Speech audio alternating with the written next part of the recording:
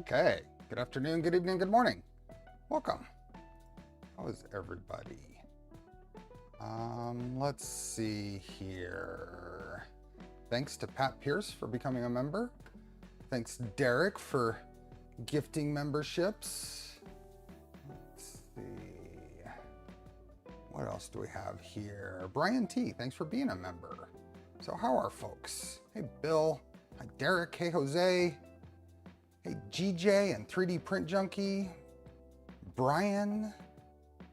Who else do we have? Don't Knock It and PF Dennis and Mitchell. Hi James and Davis and Tiago. How are folks? Hey Joel and Clifford, John, Dave, and Eric. Did your part. Like the smash button. Awesome. Thank you. Okay, are we done with wiring on this thing yet? I'm about done. My membership didn't renew. Put in a ticket to YouTube. Hey, Pathetic Puma. Hey, Geherme? Sorry if I butchered that. Hey, Ryan. Hi, Prince Frank. Okay. Back, let's see. Oh, that's not exactly the view I was looking for. Probably something like this and something like this. So, new chat window. Oh, really? Interesting. That never bodes well when there's a new YouTube layout. It doesn't seem to anyway. Busy hot day today. I got the AC window, AC going though, so it'll be fine. So here's Trident we've been working on. I did install the macro button skirt in between streams, and I installed the fan or the RGB side fan holders mounts in between streams. So, hey Glengus, thanks for being a member, and hi Little Brat and Tuxedo and Blue Hollow. People just struggle with change. So did that on both sides. Gotta give Dr. Dave a little grief for the install process though. So on these fans, or on these fan mounts, the PCB gets in the way of the M5 screw. Now this is able to be gotten around by loosening the PCB and getting the screw in there first and then tightening it up. But I let Dave know about that. He'll probably look at that, I'm sure. But in the meantime, those are installed. So, worried your prints would be affected by the lack of LEDs. Well, we're gonna have, if LEDs improve the prints, then this is gonna be my best printer ever. So, because it'll have the most LEDs of any printer ever. Hey, Bearded Bucket. The other thing that was frustrating though is this macro keypad thing. The number of things I had to change on this printed part to make it work are in the realm of frustrating. And one of the things that's really frustrating is after I'd reprinted all this, I realized that the heat set insert here is in the wrong spot. It should be in the center like this side. So I went into the model, see if I can move that and reprint it yet again. Well, it turns out that the screw that holds the PCB in is right in the middle. Those two can't be in the same spot. So what we'll end up doing, even though it makes me cringe and break out in hives, is we're gonna move the little tab on the bottom panel over and use this location here. It's really frustrating to have a product that is made for this setup. They even have parts for a 250 Trident out there, and have some of the printed part issues that I've run into still be there. So I don't know how much of a presence this product still is, but I will reach out to the person who does this and send them my changes and my feedback on it. but the level of changes I had to do on this was pretty frustrating. So it's going to work. We're going to be able to hook it up. We're going to be able to configure it, but I pretty much had to redo most aspects of this for it to fit properly in this printer. So. Hey, zombie. This will have a bottom panel. I would rather have this tab offset than to leave the bottom panel off. That's how strongly I feel. Hi, Jeff. Hey, 3D Experiments. So anyway, other things I did. Let's see if we can throw something underneath here to get our view a little better. Put this down.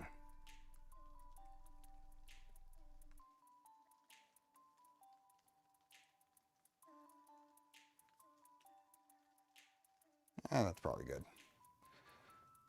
Hey, Kudrith. Hey, Martin. What part did you just mention? Oh, this heat set being off center in the modified skirt for this macro keypad. Just I hit the point on this part where I just got frustrated with the number of changes I had to make, and then yet another change that I was going to make, and then find out that the little mounting screw for the PCB is going to prevent me from being able to move this to center, so I might as well just leave it. So I can't. There's a screw right here. There's a screw here where that's supposed to go. So just the stack up of things got a little frustrating. So Rod, hello. And what else? Clownhammer and Morden. Chat window on the stream is different. Also set to top chat. Oh, let me change mine to live chat. I gotta do that. I gotta remember to do that. I did start wiring up the LEDs. So the side fan mount LEDs are ran to here, and I think that's about it. Oh, I ran the power for the Orbit Toolboard. It comes off the CAN output on the Leviathan and goes into 24 volt here. So I just have the two pins, 24 volts and ground on this CAN output, and using that to power the oh, I'm all done, Dr. Dave. You gotta rewind about 2 minutes, and it was a very short rant. I don't have a lot of energy for a rant today. I did tell everyone I told you off pretty hard though for your mistake on the mounting screws on these.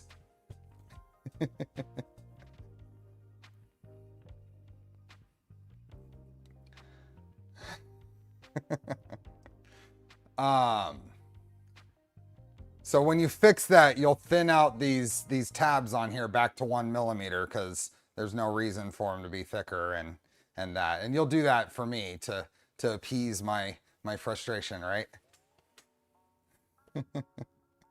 Tuxedo, thanks for the gifted memberships. And hi, Jed.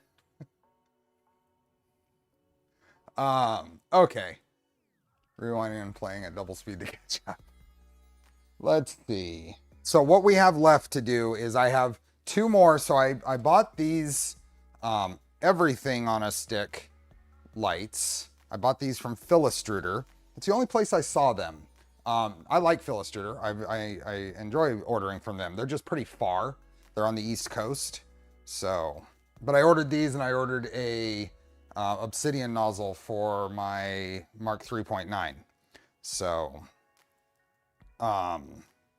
we're going to install these, and those will go into the other 2 outputs here. What board is that with ESP? This is a WLED board from XR Bunker. So it's a WLED controller. And we're basically I'm just gonna run every one of these outputs. So one of these goes to a skirt, another one goes to a skirt. You can daisy chain these.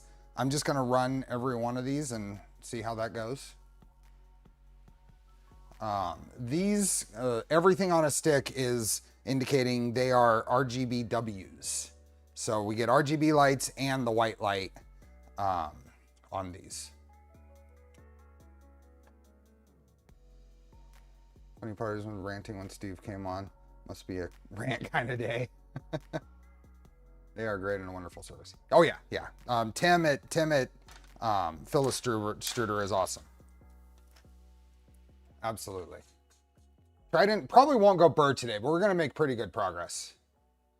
What baffles did you print for those sticks? I didn't print any baffles, and I don't know. I may still want to. I did print actually I modified these mounts.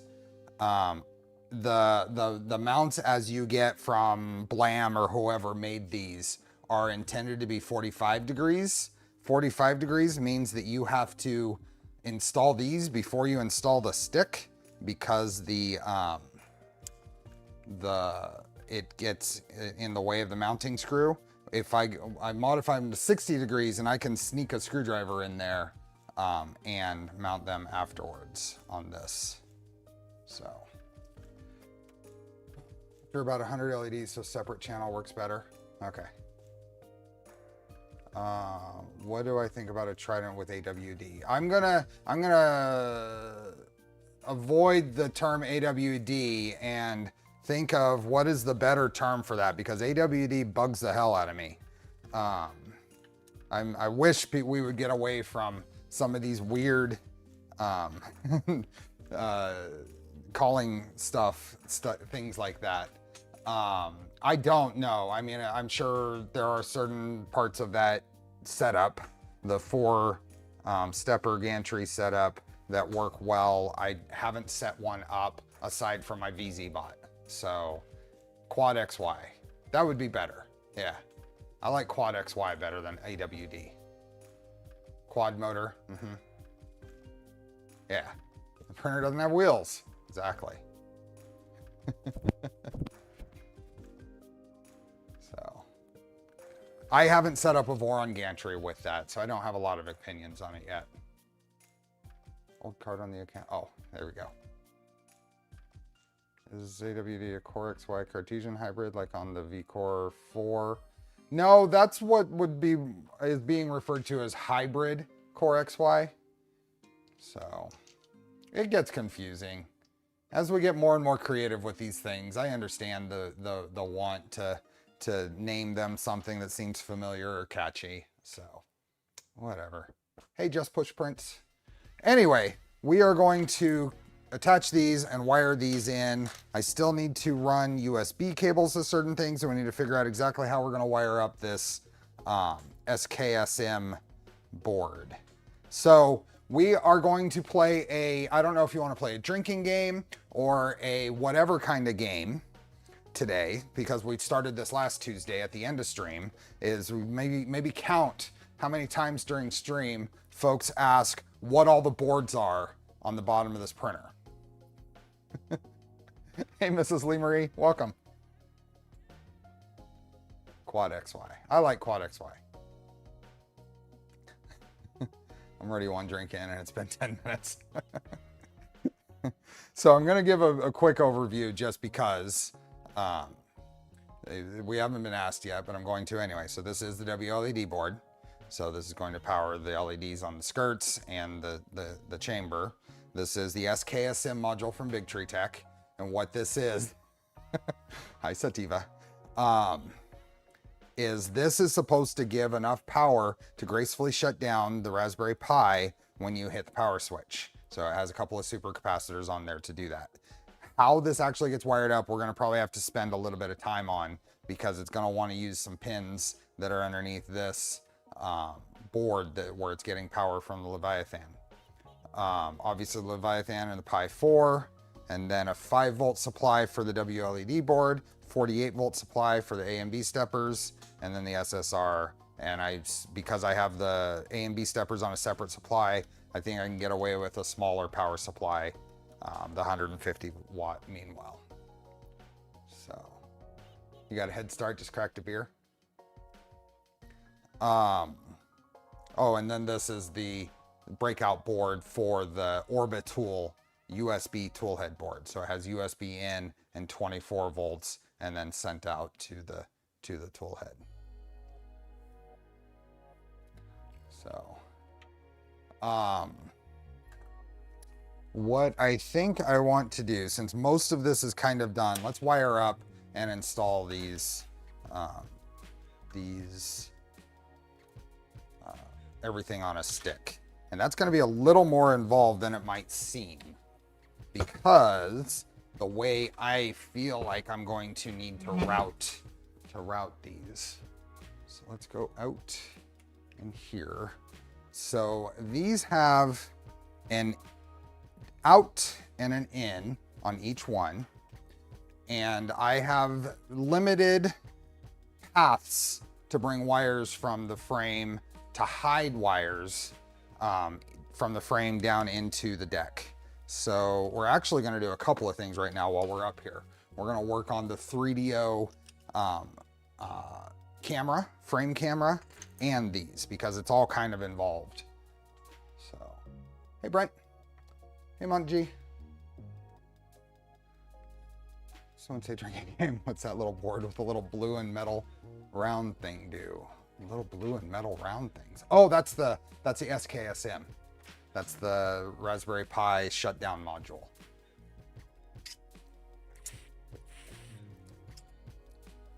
So, hey Keith. Oh, did I miss something? Did I thank you, Tuxedo, for the gifted memberships? I saw that up there. If I didn't, I want to thank you for that.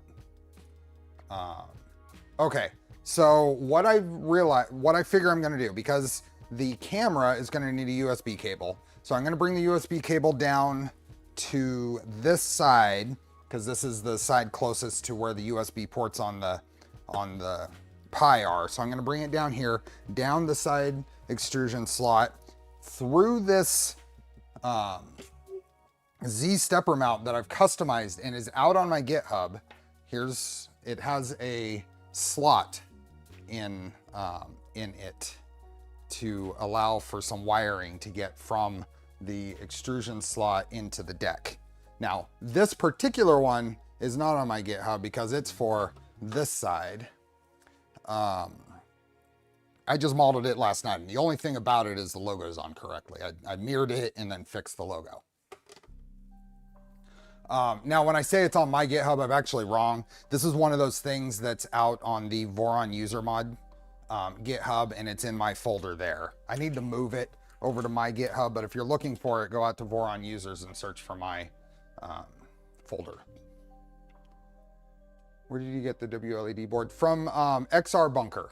So XR Bunker is run by Shammy, and that is his electronics components and stuff store. He assembles them and sells them there. So XR Bunker dot, what is it? It's, if you search for XR Bunker, you'll find it. Is that a Polymaker ABS color, light blue? It is teal. Polymaker teal is what it is. Hey, Boydie. Who broke the like button? You got to refresh. If you're not seeing it incrementing, then you have to refresh. Are you still running the anti-backlash nuts and springs on your solid fork, or did you remove them? Just got my Fabrico solid fork kit, and I'm wondering what I don't use anti-backlash nuts on any of my lead screw stuff. I don't think they're useful in this application. I don't think they're needed. So, anything gives more room for wires is needed. So what we will do, I think, is mount these things, and then we'll start running the wires, and then we'll remove the stepper mounts and run them inside. So I think the first step is to grab these and mount figure out what orientation they need to go. Let's go here. Yeah. So these are going to mount on either side up here after I get rid of all the spider webs, and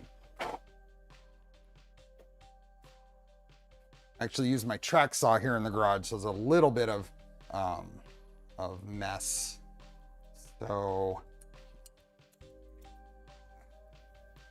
on this side, this is the front, I'm going to run so in has to be to this side because I'm going to run the wire down the front channel here. So this is out, so we're going to go this side here. And then this It's gonna go like that. So let's try that. I think we want an M8 tucked in here first, and then a button head M6, like, in, yeah, right like this.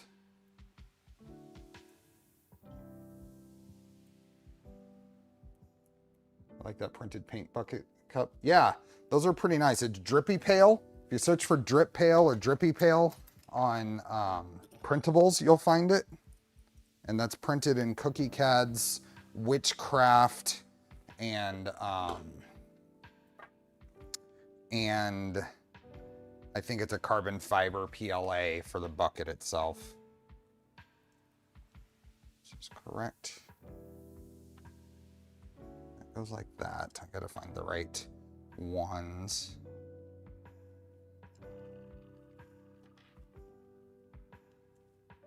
There we go.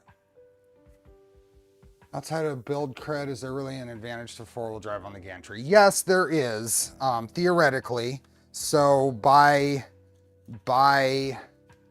adding the extra stepper, you're effectively shortening the I guess you could say the unsupported length of belt. So your effective belt lengths are shorter when you run a quad XY motor setup,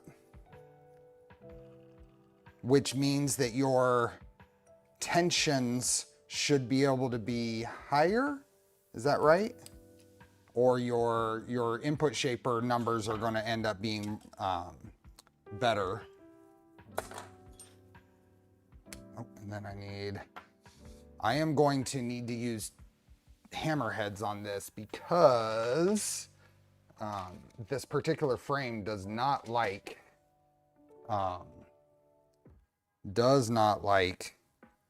roll-in T-nuts. This is an early, there was a batch of these very early frames that don't like the T-nuts. Less floppy belt length, yeah. Make sure that that's not going to. Ooh. Nope, that is wrong. I grabbed the wrong screws for those. They need to be M6s as well. There's, 6mm M3s. That's too short. Otherwise, there we go.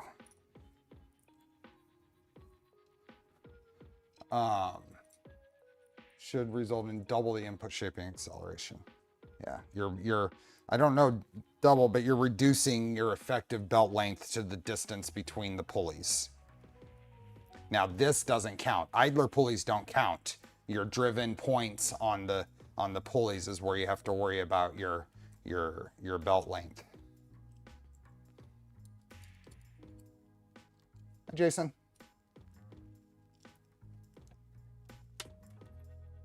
I wouldn't recommend it necessarily for anything because I don't have enough experience with it myself. The only printer I have with a quad XY setup is my VZBot, and it does not have enough hours on it. And the things I'd be looking at more as far as whether I like the setup or not is like long-term, like durability and maintenance and performance and that. Okay, so these are gonna go in here.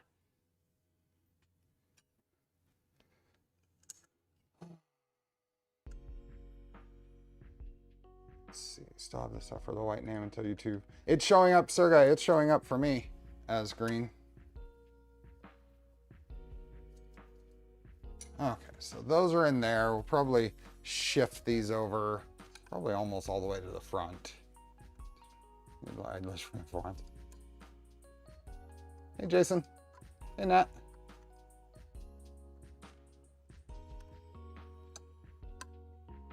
Something I've heard, and I'm wondering how much of an impact it is, but on a typical Voron gantry, the Trident or V2, putting a stepper on the front is going to impact your printable area.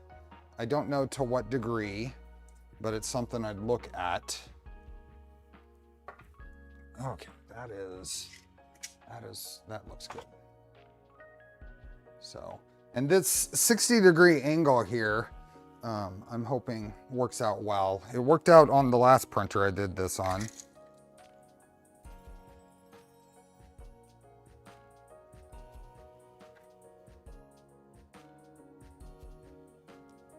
So now on this other side, I'm gonna run the wire down the back extrusion. So I want in pointed in on the strip towards the back. So I think right there.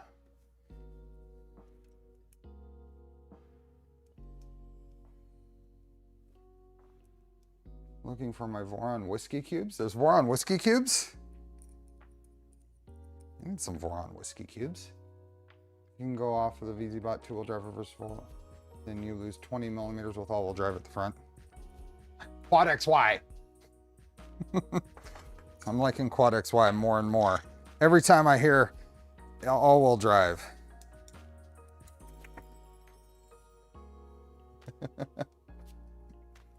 Hey Kyle, how are you?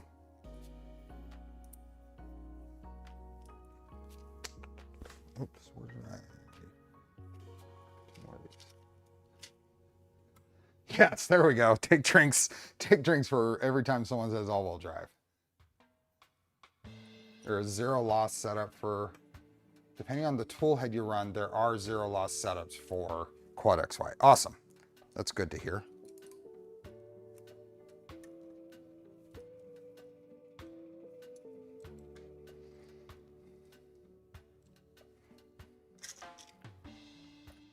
Doing good, just drop by for a bit to see what's going on. Well, trying to get wiring done on this. I'd like to power it on, make sure things are working, and really get to a point where we're getting close to finishing off this series. I think I've mentioned it before, but this is going to be the last of the regular Tuesday stream series. I won't be doing. I will still probably have the occasional Tuesday stream on kind of an as needed or as a short project comes up, but I'm going to shift away from them to give myself some more time prepping other things for a while. These worked out really well these last 8 months. Getting caught up on a few projects, showing off some things, getting the V2 built, getting this one built. So yeah. These are the only streams I can catch live, but you gotta live my life. I do, and I appreciate that, Prince Frankfy. There will be, it is the open spot that I'm going to continue to feel free to use. Even if, someone ends up using the spot, I'm going to have it as like, if I want to do something that I don't have time for on a Sunday or whatever, I still intend to do it occasionally, but not as a regular thing. At least for a while. At least for a while. I've got to shift. Okay, this is the mount that was available for the 3DO frame camera. So, hey Phil. For larger print sizes, a way to deal with the same issues with belt length. I got one of the pine sill ordered. Yes, pine sills are nice. Are these supposed to be?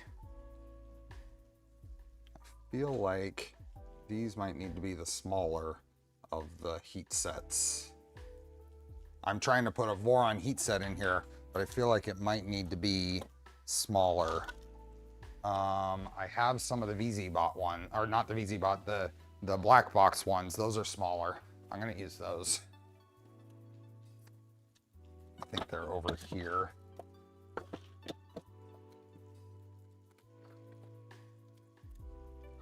So I hope they're over here and handy.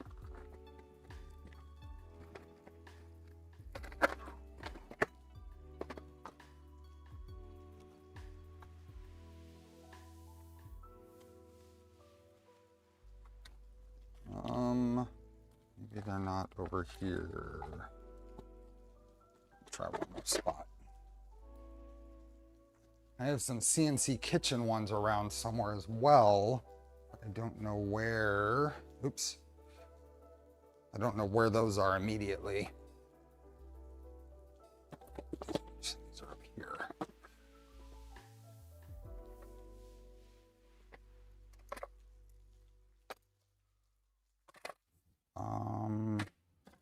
Okay.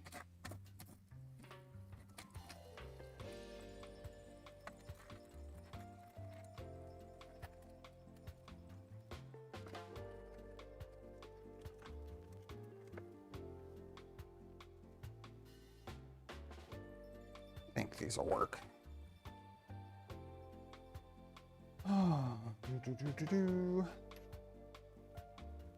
Is it okay for me to post a link for 50? Oh, thank you. Yes. Let me put that in the description. I should have put that there. So I should have mentioned giveaways. So we're doing 2 giveaways today. The regular Polymaker filament giveaway, and then Pathetic Puma runs a shop called Focal Point Engraving, and they engraved a really nice little Charlie wire commemorative plaque for me that I put on my Charlie wire. And Pathetic Puma here is offering to give away 3 of those plaques, custom plaques from their website in the giveaway today. And then also there's a 15% off coupon with code SteveBuilds. I intended to put that in the description, and forgot.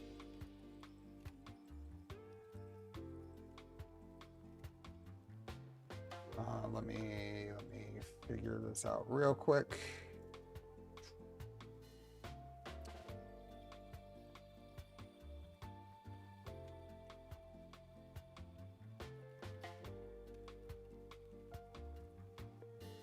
There we go.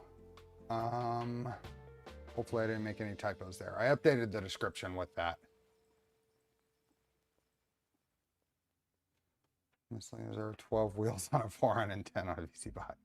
Do cool stuff with my printer with favorite content. You only build the printer once, but you mod it all the time. Hey, Steven. Dropped it on Discord too. Cool. It's in the description now. I apologize. I meant that for that to go there. Let's look into that for custom theme build I've got coming up. Awesome. Feeling these are heat sets that weren't quite perfect from the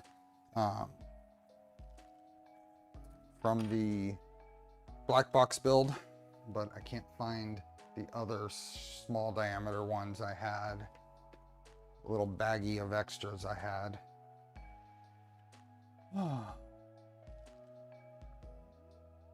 Okay.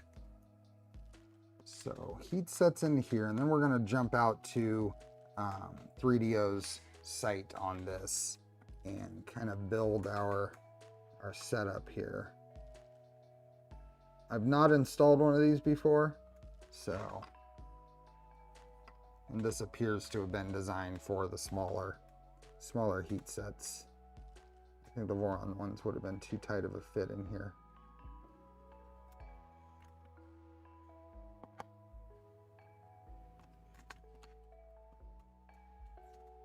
Okay, let's go out to 3DO's site.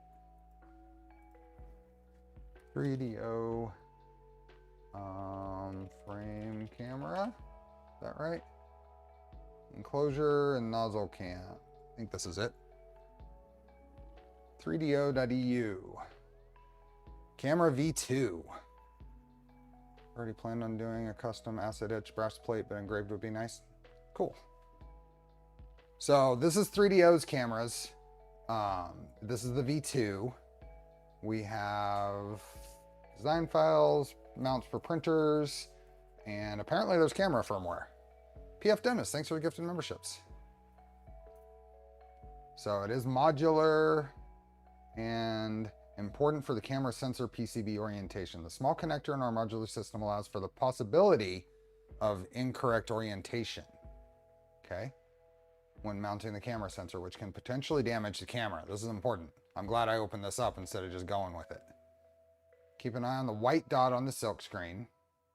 And when mounted, the white dots on both the camera and the DSP PCB should touch or kiss each other. Okay. So let's bring those out. Let's bring all of these out and see what we have here and what bits and pieces we're going to use. This here. Past. There. Actually, I'll just move this all the way off the table for now. And Reddit for cereals, I won't be getting any. That is a long desired project there, Phil. So one day, I'm sure it'll happen. Okay, so we have a little PFC cable.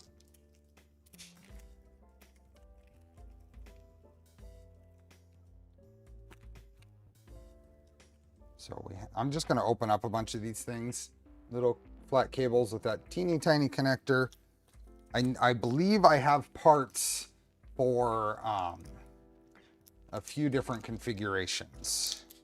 So I'm going to open things up and see what I have, and then we'll go from there. So this is a camera module. And then it's got the connector on the back, and there's that white dot. And then this guy, which is the DSP board.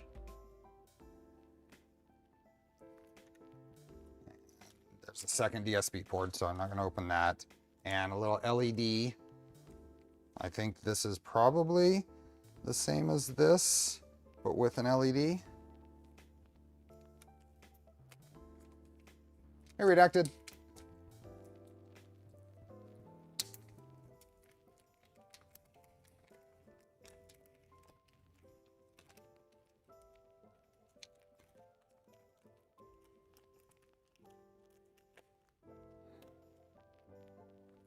So, 3 to 5 centimeter.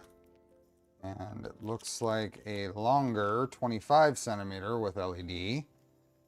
And then a couple of USB cable options. So, and I think that's what this is as well. So let's see how we put this together. Ah, yeah, PFC cable options, 5 lengths with and without LEDs. So nozzle camera glued, lens glued in place to focus 3.45 centimeters from the back of FPC. So I have the frame option here. I don't think this is fixed. I think this is the frame option. And the enclosure camera lens focus can be adjusted, and by rotating the lens, and the field of view is 120 degrees. I don't know if this is going to be enough for a Trident, but we're going to see what we can view through this. It looks like it's a Sony sensor, and we have the cables here. Camera functions as a standard UVC web camera and is compatible with Linux, Windows, and Macs. For streaming, we recommend using Mainsail and Crow's Nest. Does it work in an enclosed printer? Why don't you offer autofocus cameras? Yeah, that would be probably annoying. Okay, so, and then we go up here to the design files, and nope, that's not what I want. That's for this stuff. We want printers and camera mounts. Here we go. So 3DO enclosure cam for a Voron 2 is what we're using. We will see what we have to do about a Trident. So the Voron 2 enclosure cam is what I downloaded. Oh, That is not what I downloaded. Where did I download this thing? This is for in the corner. This is to mount in the corner. I downloaded... Huh. Where did I get that? I downloaded it from here. Oh, Rat Rig Voron? Let's look at this one. Yeah, this is what I downloaded. So this is what I downloaded. For... It said for Rat Rig and Voron. 2 pieces M3x12 to clamp the camera house to the base plate. And then M3 heat set inserts. And then T-nuts into the thing. So, Toxoid. So, let me get some glasses on here. Let's see how this thing goes. So I think we go here, and then this is white dot to white dot. This plugs in gently. Does it plug in directly? Yeah. So I don't actually use any of these for this configuration. This goes here, and then it probably, well, I have to pull the protective thing out, but we'll go into there. Here's our, that. And then probably install it right like that. And I have a feeling we're not going to get a good view. We may need to play with our mounting options on this, but we're going to keep going.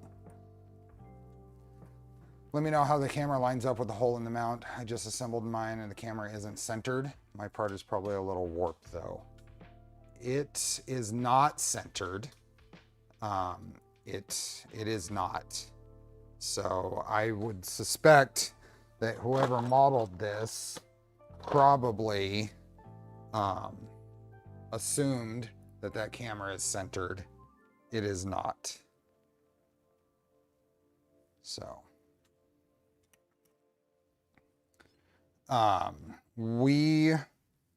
what we are going to do is continue today with this, and I'm probably going to look at alternate ways of mounting this that might be more suitable for a Trident, but we're also going to kind of mock this up and see what it looks like. So let me grab a couple of M3 button heads to fasten this together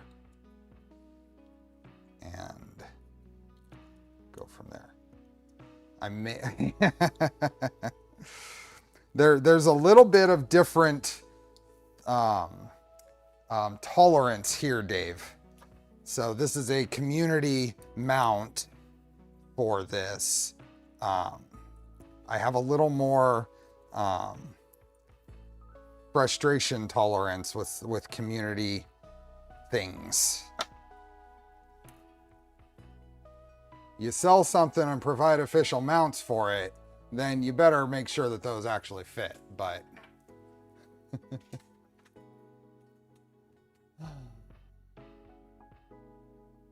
makes adjusting the focus difficult. Yeah, I can imagine.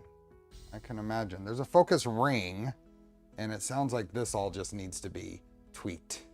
So I may be playing with something and maybe attempting to make something that is adjustable. What would be a better platform for an ERCF build, 2.4 or Trident? Either one would probably be equivalent, Mitchell. Trident is probably going to have a slightly shorter path between ERCF and the toolhead. So you'll have slightly quicker filament changes. Is there a way to mount that camera in one of the front corners? There is, and there is a mount for that, and I may check that out as well. But we're going to continue with this, and we should be able to plug this into the computer. So I'm going to pull one of these and see which. I'm hoping this is the cable that we're actually going to use to mount it. To add a camera to my Trident, so I think I'll wait for your mods. Yeah, I'll work on that over this little bit. It's a little thin, Nice thin, and that's a 3DO cables are pretty nice. Let's plug this into the computer and bring it up.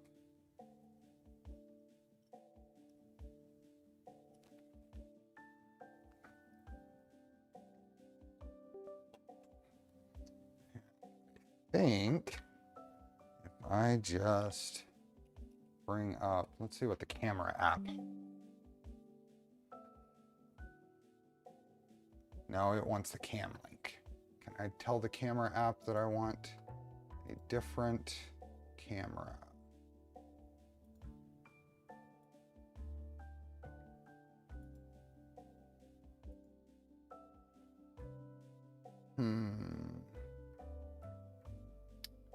Okay, let's do this. Let's add a source.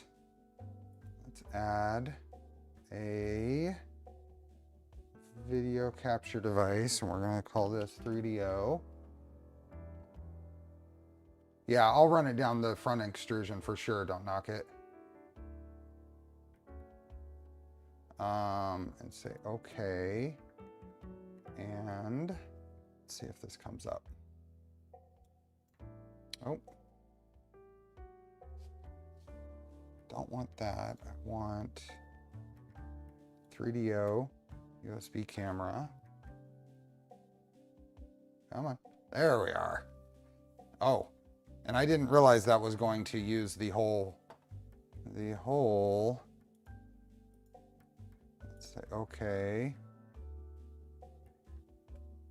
It's working, but there we go. Oops.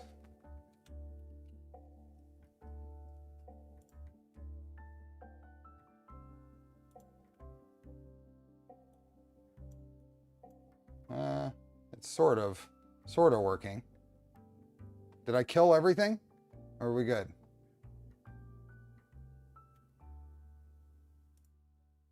Activate.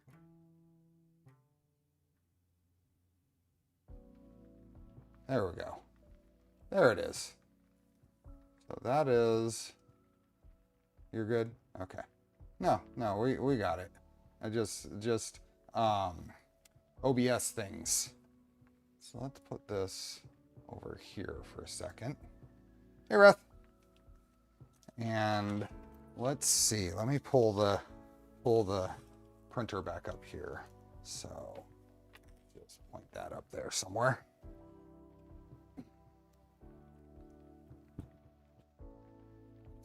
This right about here. Make sure to interrogate the sensor for its native resolution so you get best frame rate and size. Often you can gain 30% frame rate by using the sensor's native compression. Okay. So if I bring this up, hold it right here. It is, let me put that there, and then let transform. There we go. That's really not, doesn't seem too bad.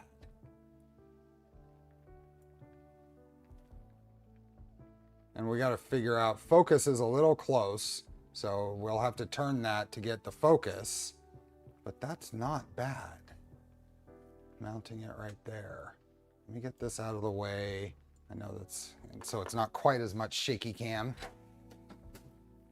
Throw this on here. And where's the bed for this printer?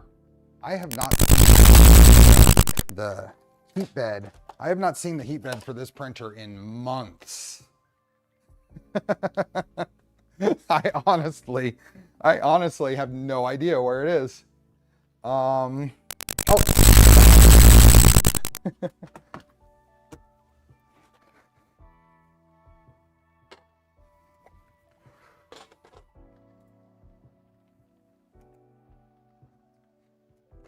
I found it, I think.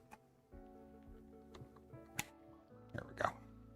So let's just set this right here just as a about where the bed is. And this right here. Oh yeah, that's not bad at all. That's not bad at all. Static pops, what?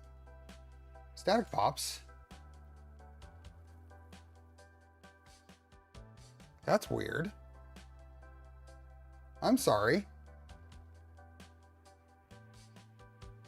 I apologize. Are we okay now? It must have been beard static.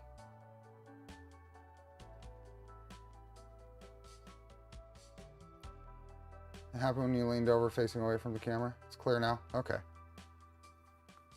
We will need to adjust the focus on this, but that's not bad.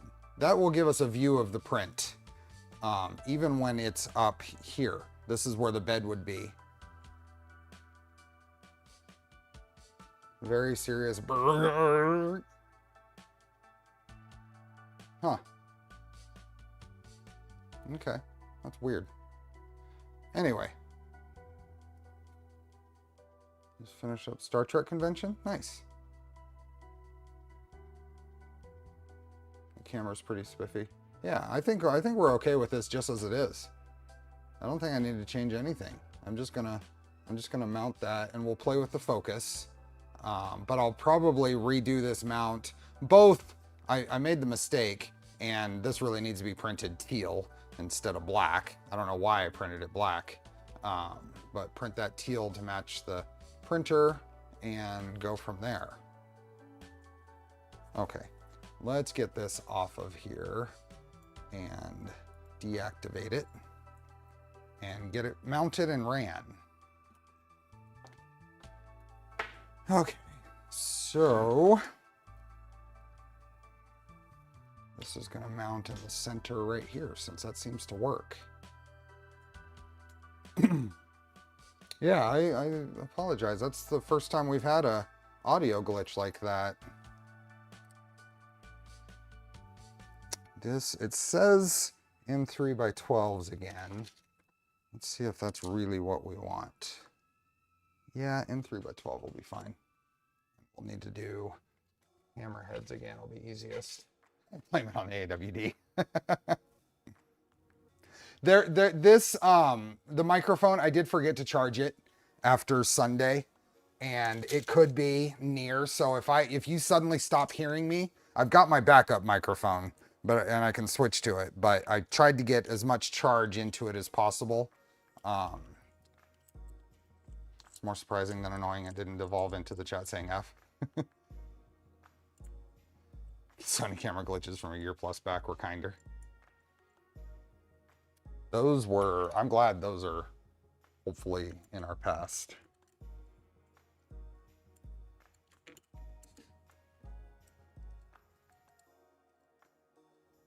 There we go. Just move over a hair.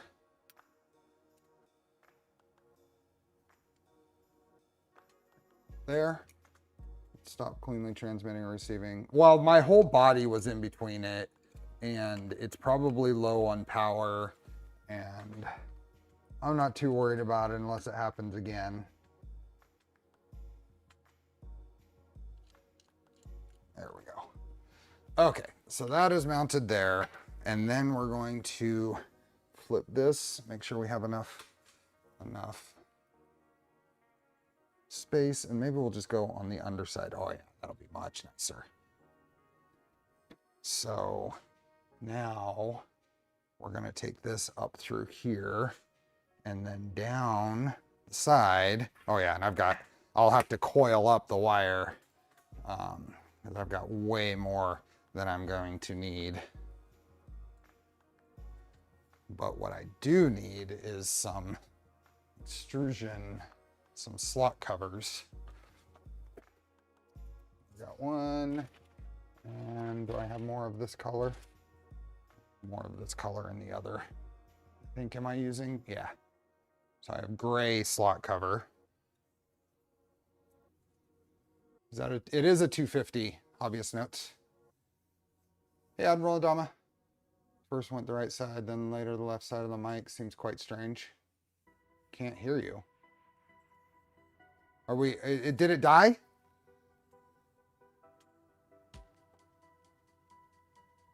Can you hear me now?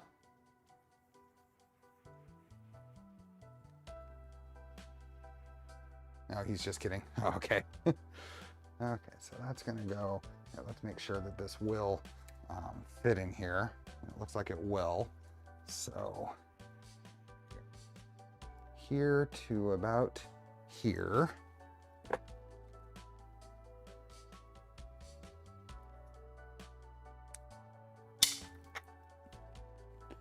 this is gonna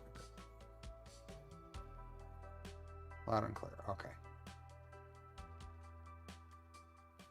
Can you hear me now? Good. I think this needs to go up here first.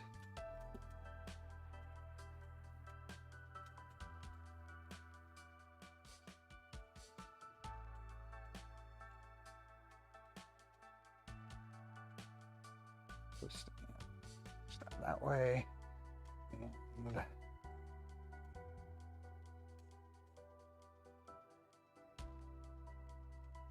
would you be able to make a list of all the mods you have done on your Trident? I'm very interested in making my Trident close to what you have. Much of it is in the description, and I don't know that there's much else. There's probably a few things I don't have listed there because this is kind of a catch-all setup, but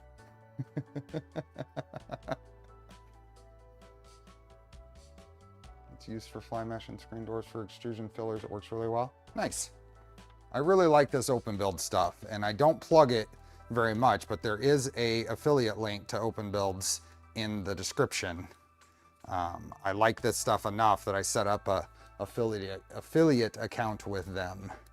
So this is gonna have to sneak behind the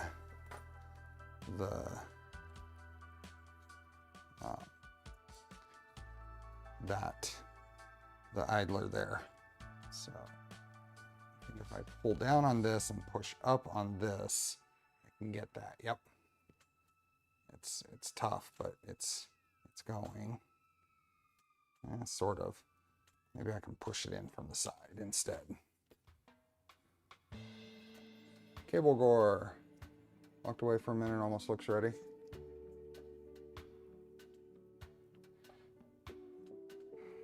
Yeah, I'm definitely a fan of the 250, but I tend to like smaller printers anyway. Let's see if I can sneak that in there. Darn it, I don't think I'll be able to. I think I may need to. How am I gonna do this? How am I gonna do this? We don't have any chance of melting plastic today.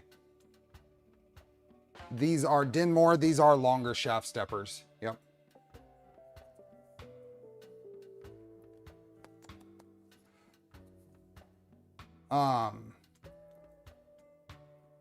If the link in the description should take you to the OpenBuilds store, and then from there, let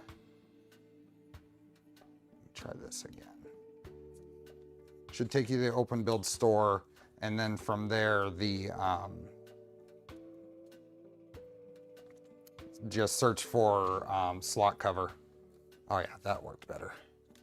Once I get it in the right, oops, it pulled all the way through.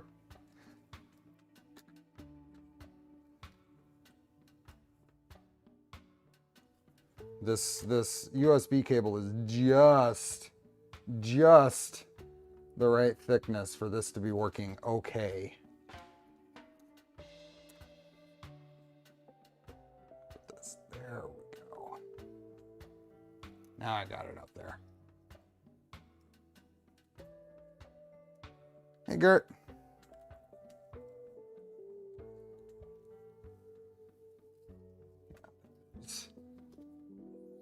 This is going to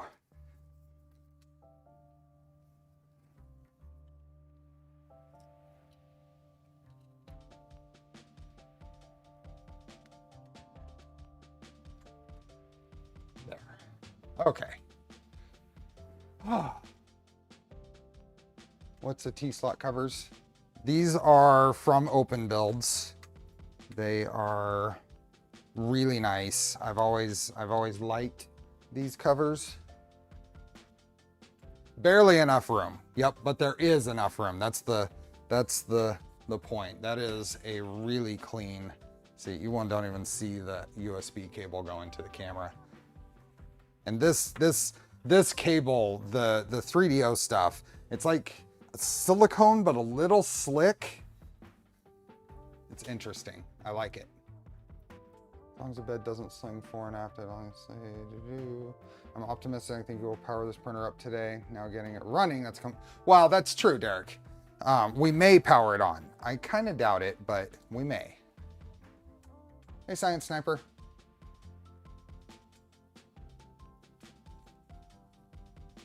Hey, BLD. Okay, how far do I want this? I want this to go almost all the way. So I think right about there. And then we're gonna leave this loose for a bit. So we need to remove this.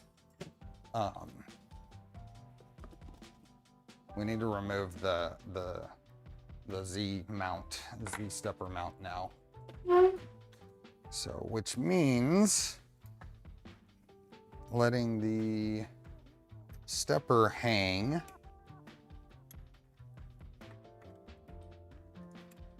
Pull some of this. Better time than now with the Steve Builds code. Yep. Could you please show how you will connect the cable? Connect the cable on which end, Kudrith? Up here, there's a connector, and it plugs in right there. On the bottom, it's going to be USB into the Pi, and this is a lot of cable. I am probably going to go through and, as much as I don't want to, recrimp this connector, pull this back through, and crimp a new end on this. I want to make sure I know what exactly this is, where the camera is going to go and all that before I do that. But this is a lot of cable. This is the 1.5 meter cable. So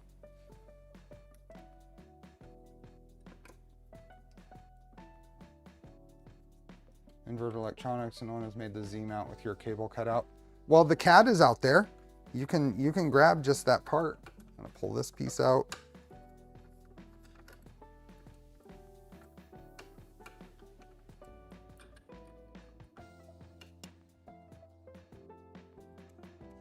Just came back. Oh, from China? Nice. What were you, what part of China were you in? Was it a business or fun, or you don't have to say either, it doesn't matter, but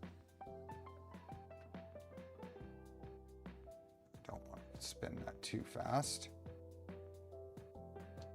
since those are plugged in. Thought a 1.2 millimeter cable would have been the sweet spot. I think for this, I could have gotten away with this is probably, yeah, I probably could have gotten away with a 1 meter cable. Would have been a good length here, because that's probably half a meter there. 1 meter probably would have been okay. Shenzhen, nice. Is the printer getting enclosed? Can the camera handle enclosure temps? I don't recall seeing the temperature tolerance specs on that. So I'm not 100% sure. Oops, there we go. It's there. Not 100% sure on that, but it is getting enclosed, and we will see.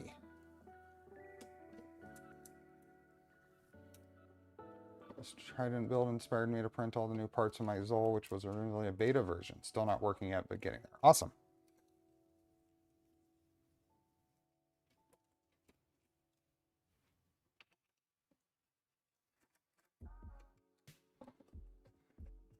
Okay, so let's pull these out.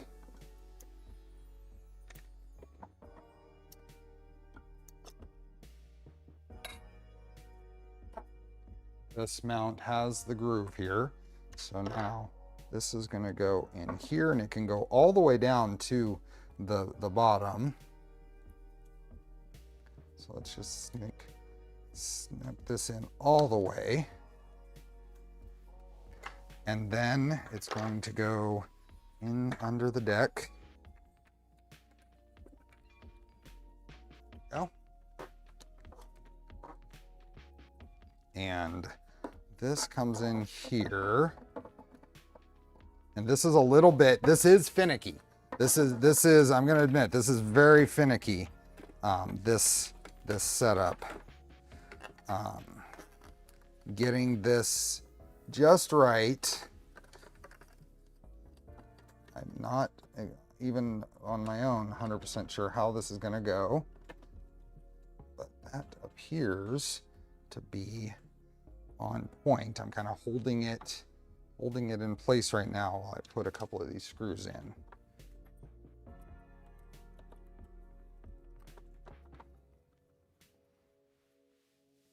Okay. Oh, that looks to be good. So let's put these in, because the path goes in between the frame side and the stepper, and it looks like I got lucky.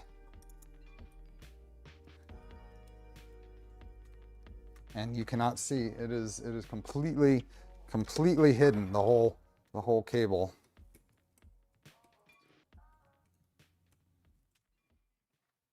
Anything over 65C. Yeah, I have a what do you call them? The wave share camera on my Trident that has been on there since it was a Trident, and for a while there it stopped working, and it's been working again for the last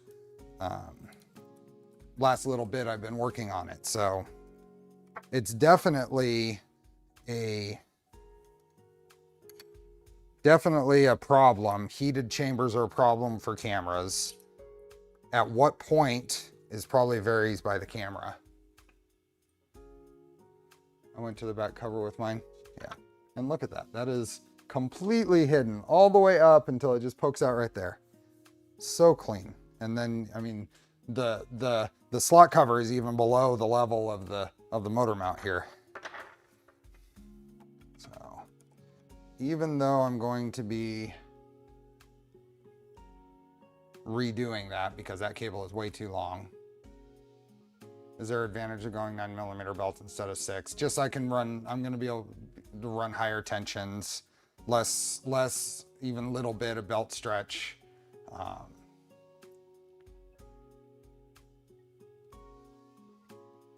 What kind of camera do you use? This camera is a 3DO.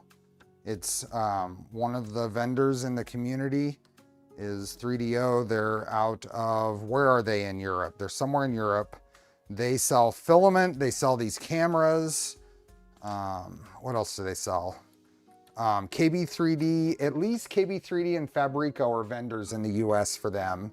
I don't know if West 3D or anyone else are. What's the stuff in your hex holes to the left of the screen? That is an AI Experts macro board. So it's a little STM32 macro pad that'll get clipper installed to it. Okay, so that one is ran.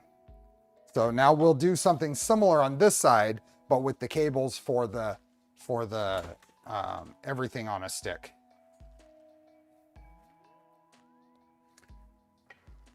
So that, I think I'm going to set the printer on its back so I can get an estimate on length, and you'll also see, might see this guy coming in here. It does sneak out right there where it should, and I can probably run this thing half a lap around the whole printer before it goes into the, maybe I'll flip this around here and back, and then that'll plug in right here. Yeah, that'll just go right like that. And maybe I won't bother shortening that because crimping that tiny connector is going to be a royal pain in the neck. And this is a long USB plug here, so it's just barely clearing this SKSM module.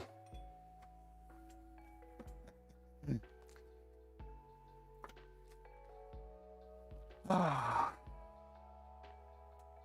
effective is cooling expected to be on that tool head? Pretty good, right? The two little 3010 fans are supposed to do pretty good.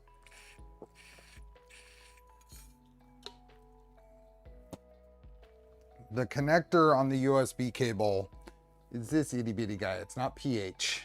It's SH or VH, not VH. SH or something else. It's tiny.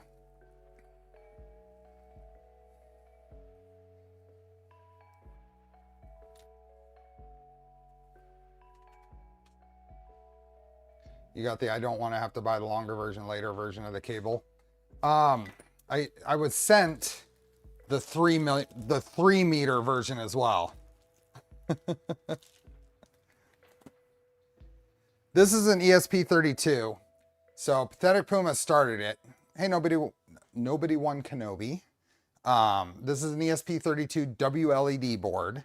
And this is the SKSM Raspberry Pi shutdown module. And then the Leviathan with the Pi. And then we've got a 5-volt supply for the WLED module, 48 volts for the A and B steppers, SSR, and then 150 volts for the rest. ZH or Pico Blade, there we go. Nobody won Kenobi, thanks for the gift of memberships. Okay, that is camera. Now I want to grab a wire and see how long I can get away with this for. Oh yeah, that'll work. That'll just barely work. So this is a stepper cable I'm just gonna pull apart for the purpose, and I'm gonna pull out the blue wire, and that 1 millimeter is SH, ZH is 1.5, and Pico Blade is 1.25.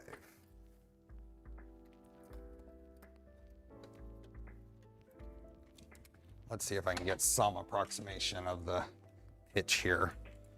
Since you've gone through the trouble of remembering what those are, let's see if we can. It's 1 millimeter. It is for sure 1 millimeter pitch.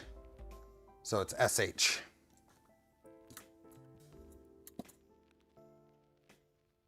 Any chance you can tell the length on the shaft of the double T and Honey Badger?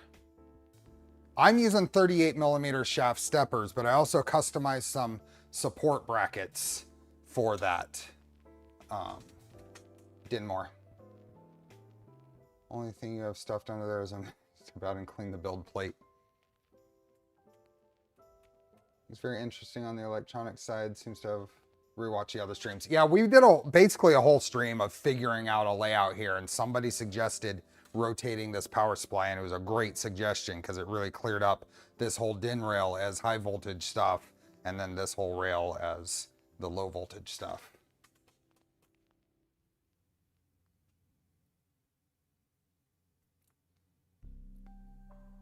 Steve about 13 hours a week, so he's my primary influencer to support. Thanks, Bill. Almost uncrimpable unless you do it under a microscope. Yeah, I'm not a fan. Not looking forward to that. So, let's pull the pins on this and get a.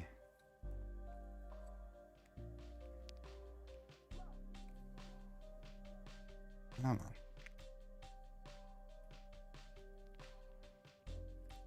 There we go.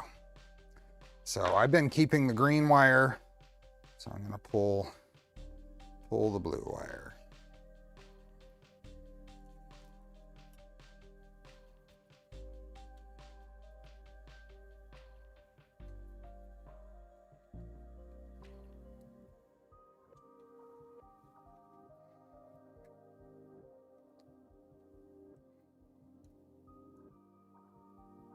SH crimper is interesting. It takes a roll of terminals, the only one I don't have. That probably makes it easier if the roll is there and already helps you to grip it, right?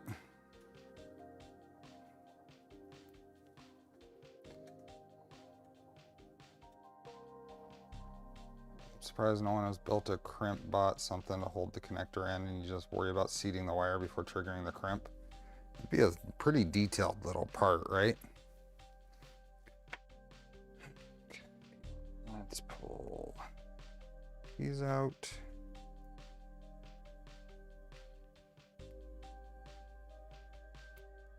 Go. There's the blue wire. Come on. Ah. It found its way back in there. Come on. Come on. There we go. That's out of here. Other ones here.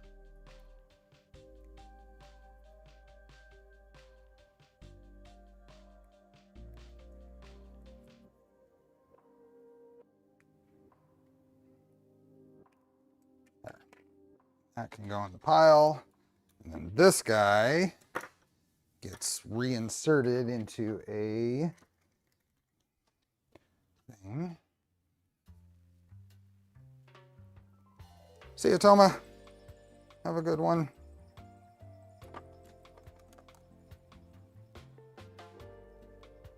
What time is it? 6:19. 41 minutes. We're going to give away 3 engraved plates and a roll of Polymaker filament. Links are in the description. Everything is worldwide. Thank you, Pathetic Puma. That is greatly appreciated. Okay, I got to figure out what the pin out for this is. This up.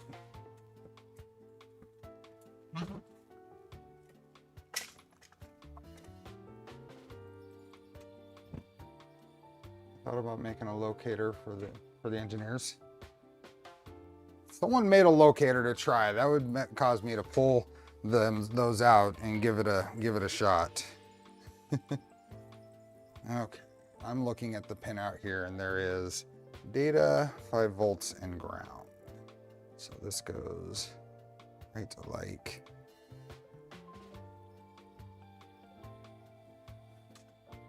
data in goes right there. 5 volts goes in the middle, and ground on the end. So we're gonna restore the twist here.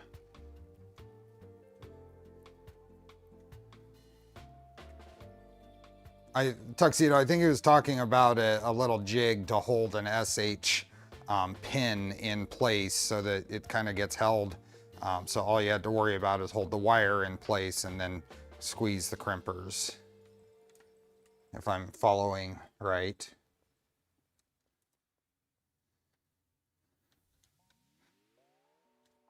Math is still not working. Where are we at? I gotta view the thing. What are we at? Almost 100 likes, 176 people. Okay, so that's, after removing that blue wire, it screwed up the twist a little bit. So now everything's back in order. So this is going to plug in right there. This down here.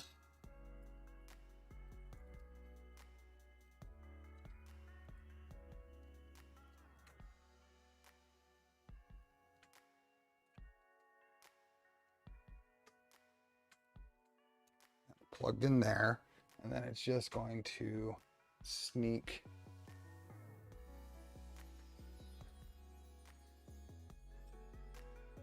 some pics.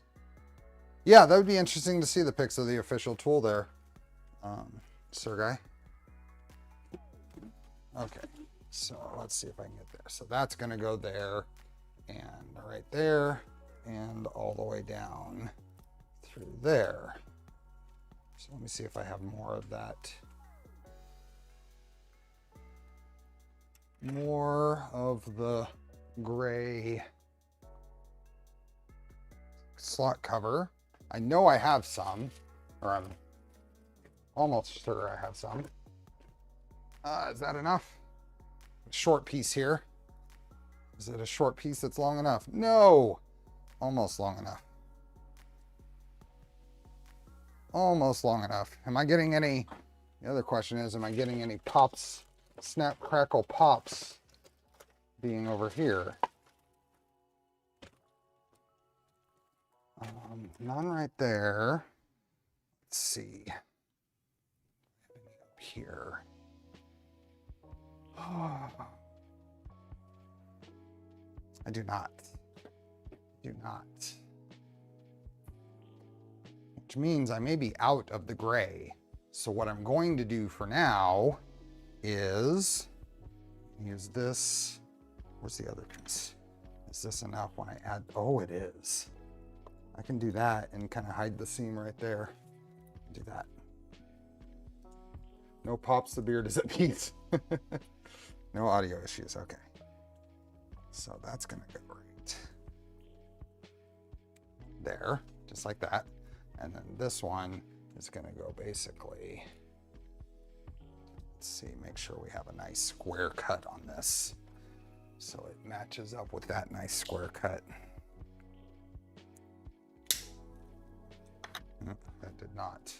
That did not match up. Cut it by hand.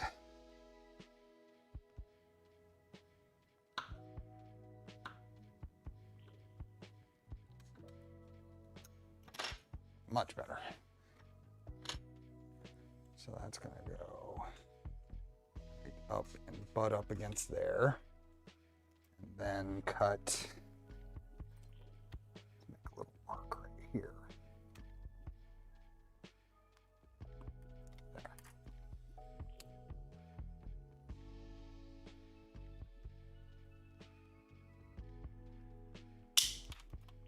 Go.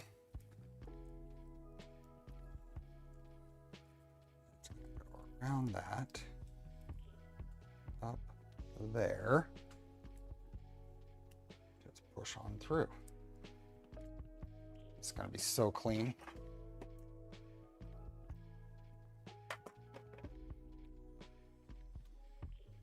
What kind of cameras do I use? So this one here is an A6400. It's a Sony A6400.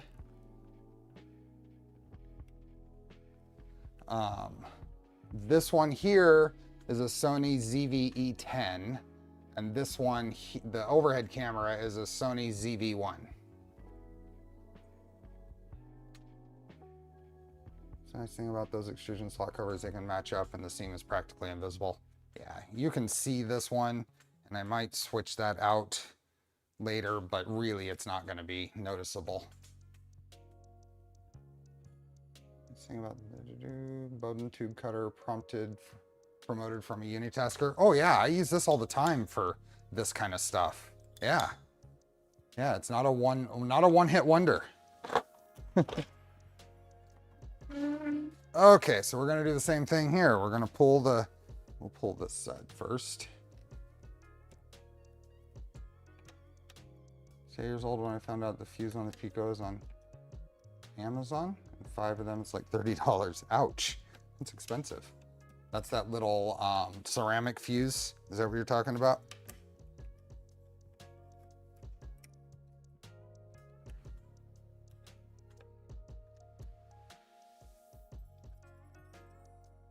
So those, just flips around and we'll pull this off.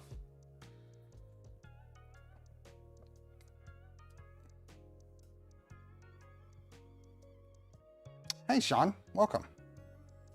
I popped one, so I went looking. Well, it's good to know that they're there. They're expensive. That's ridiculous. But at least they're there. I just missed it. Where did you get the channel covers again? OpenBuilds. So there's an affiliate link in the description to OpenBuilds. I signed up for their affiliate system because I really do like their slot covers. And I did that during the Milo build, since I was using so many of them on the Milo build. I thought it was a good call. So, OpenBuild slot covers.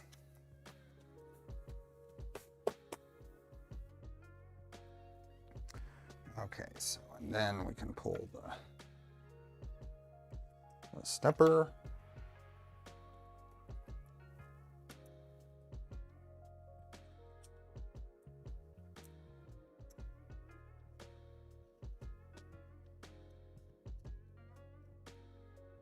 drop down there. The plate needs to be swapped out.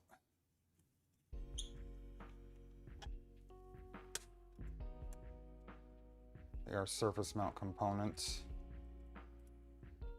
Still, it's a fuse.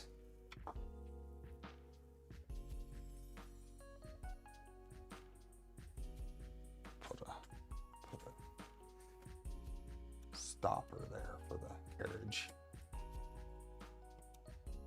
Are they any different than the ones included in the LDO from the Milo kit? Yes, they are more robust. The ones that LDO includes are decent, but the OpenBuild ones are way higher quality. The LDO ones are a little thin. They work. But for holding in wires, I think the OpenBuild ones are nicer.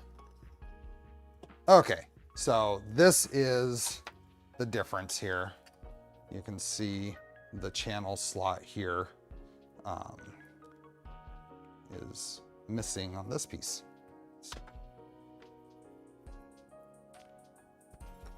So now this can get pushed in the rest of the way. This can go down into the under deck. And then this can go over this up, get it around all the things that are in there. This on here, and that's a whole lot easier than I remembered when I first designed this. Where can I find that purple piece that is the rear extrusion holding up the NH cable?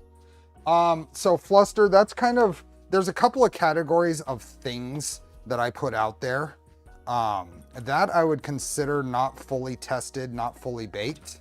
So I tend to try to throw those when I get reminded on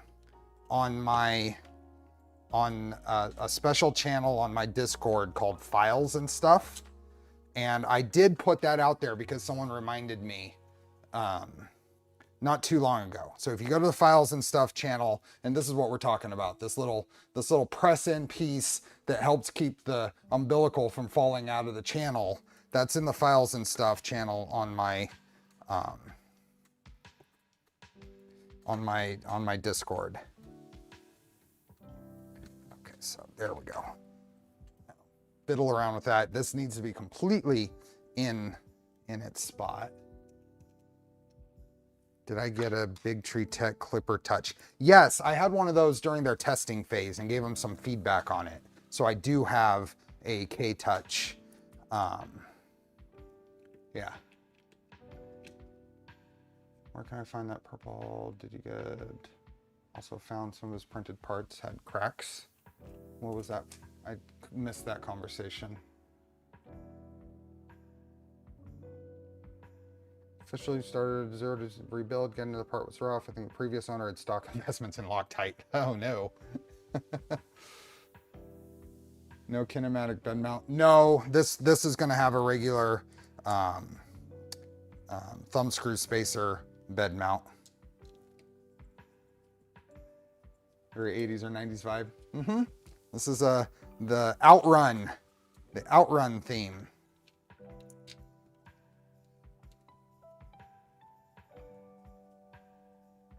And your Salad Fork stream, you said you had no interest time in running a Discord. What changed your mind? Notifications. Notifications changed my mind, Tanner. YouTube notifications suck. And I decided to go ahead and start a Discord for the purposes of providing stream notifications. And from there, I've set it up for just general community things. So there's a community build section. There's a little channel, forum channel in there for community builds. There's a few build logs that are going there that are really good to read through, and pet pictures is a big one, and things like that.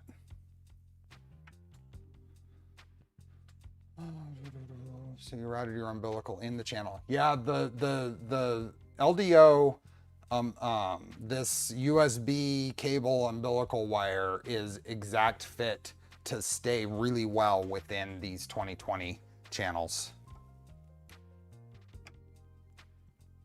I thought you ran for the Taco Bell theme. Been using Discord for a lot of my Voron research, and it's pretty nice. Yeah, so there is a link in the description to my Discord. I need a Discord bot that will actually send the notification ping for scheduled streams, but it would send the ping when I start, and I like to send that ping usually about 30 minutes before I start. Give people a warning.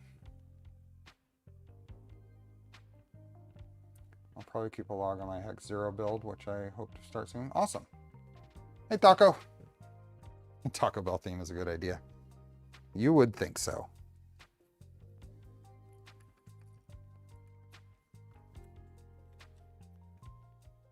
That, I'm really pleased with those Z drives with the channels.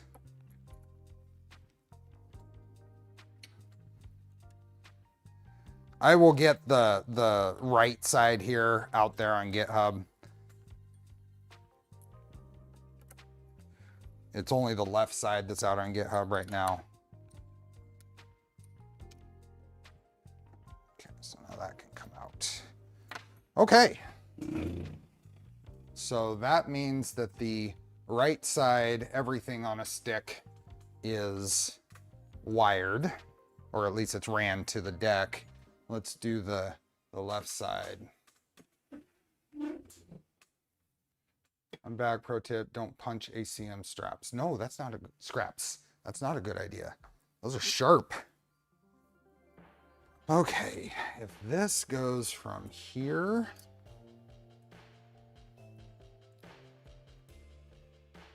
back to, I don't think I have enough of this wire. I think I may have to extend this wire. It's right there. And then where is that going to go? At the bottom. Good. Oh, it's so close. It's so close. It's like 2 inches shy. Let's see if I can find a longer wire. This one has been cut, so I may be able to find one that's a little longer. Taco Bell Trident plate for this build. I have some nice fuchsia plates sitting here. Maybe. Not Taco Bell, though. It's not Taco Bell themed. No matter what Taco wants. Every time I look up at that printer, I hear the Saved by the Bell theme song. That works. Let's see. I've got another one here. As long as this one. Ah, that'll be perfect. That's way more than I need.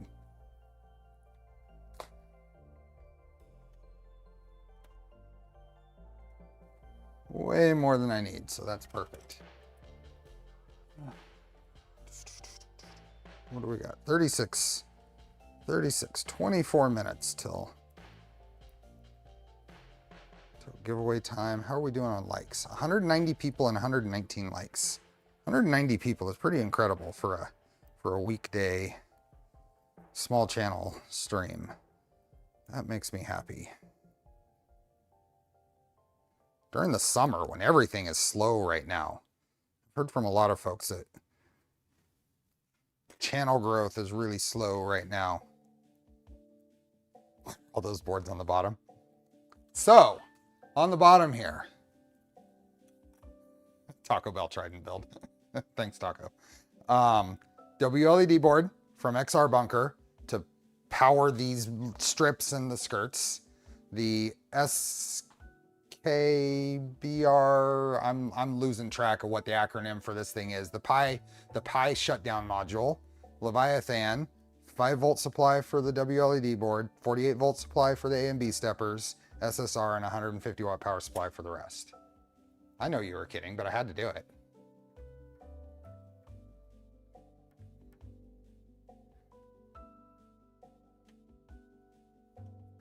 Can you put pics of the electronics bay on Discord? Yes, there are some pics there. Oops. Was it before? Maybe I need to post some after. I'll post a nice close-up picture pic after stream. Is the frame square? Yes. SKSM. Thank you. Another roll of filament in the giveaway. I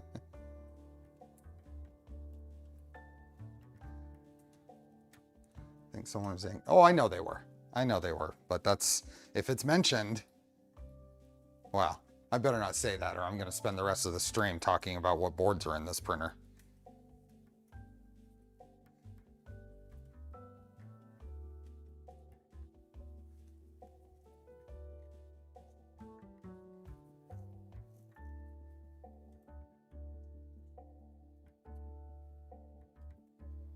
I made a decision that the LED signal wire on this are green, so that's why I'm pulling the blue wire out.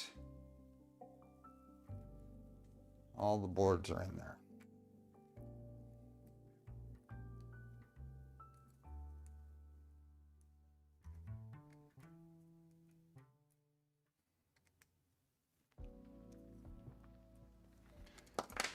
Okay, so that wire can go away.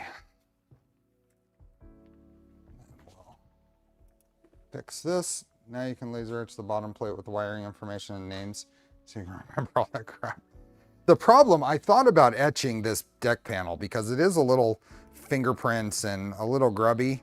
So etching it might hide all of that, but everything's attached to it. I can't really do anything with it now.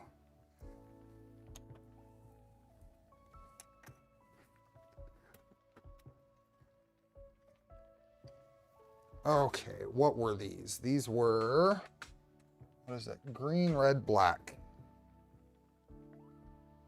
Green, red, black. Green, red, black. Black, red, green. Let's run these through to get everything lined up again after pulling that blue wire out.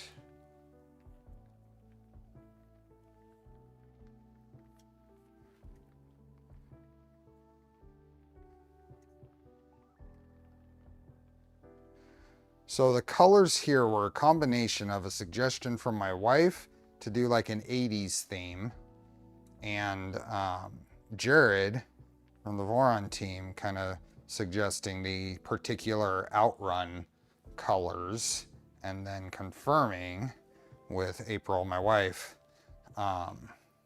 which colors match up. Now this started with, so it's always been Polymaker Teal ASA for the main color, and then it was KVP Proper Purple and KVP Bright Jade Pink, but the Bright Jade Pink was very inconsistent, as KVP tends to be lately. The Proper Purple was wonderful, great color, and I had a good roll of it, but I ran out. So now it's Polymaker Proper Pink, no, Pop Pink, Polymaker Pop Pink, and Polymaker Purple. Just a mention for this giveaway, I call them serial plates, and can be anything plates. Everything I can do can be fully customized. And remind me, if I remember, I'll show a picture of the Charlie wire plate. If Pathetic Puma, if you can refresh that in our Discord chat so I can grab it quickly, I'll show a picture of the Charlie wire plate when we're doing the giveaway in a few minutes. Okay. Let's do this. You posted the pic in Discord already, stream chat? Okay. But I'll still post it on the, let's make sure I got this right. Data, 5 volts ground, yep. So we're gonna plug in here.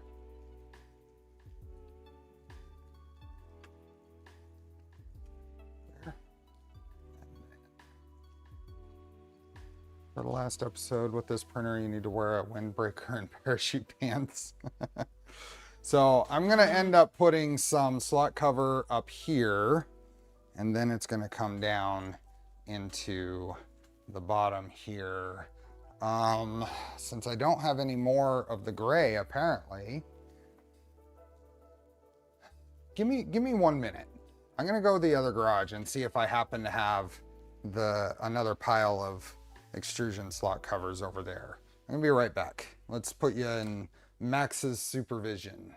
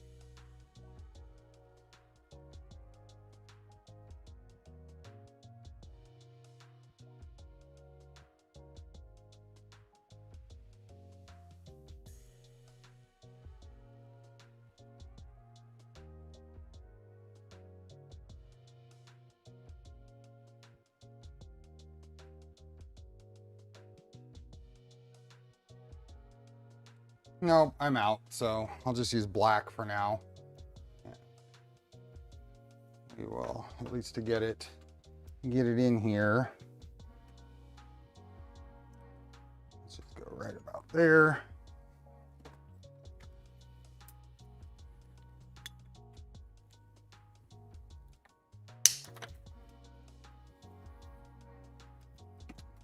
Any questionable choices?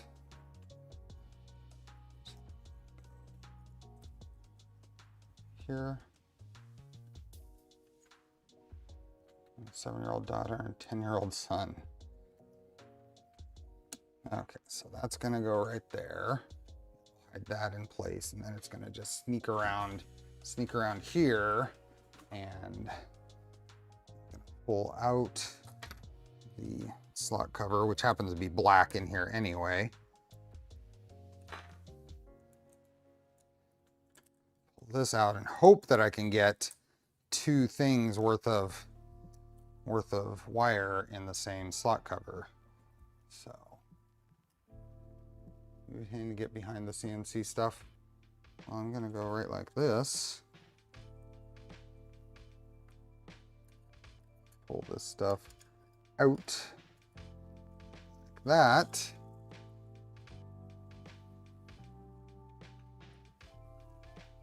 I'm going to be doing this in 2 pieces. I'm going to just do a piece from the top here and then let it meet up with the piece, because it's the stepper wire has to enter the channel anyway. So I only need a short piece up here to go in.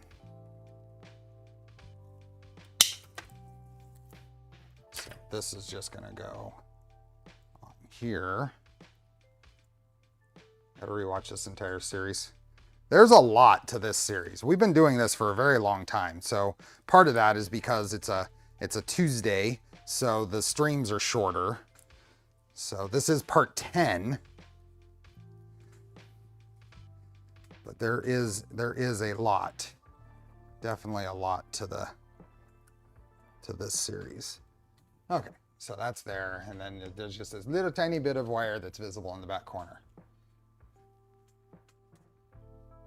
Whose frame is this again? This is an LDO frame. This was a early 250 frame for this is the printer because the Trident, which was lost going to Murph, was intended to not come home with me because I didn't need another 300 printer. This was the 250 that LDO provided me instead. Now Trident ended up getting UPS happened, and it is still here.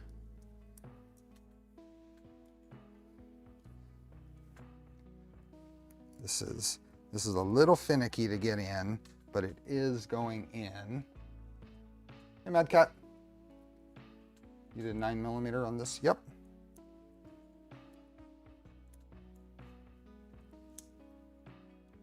This is quite finicky.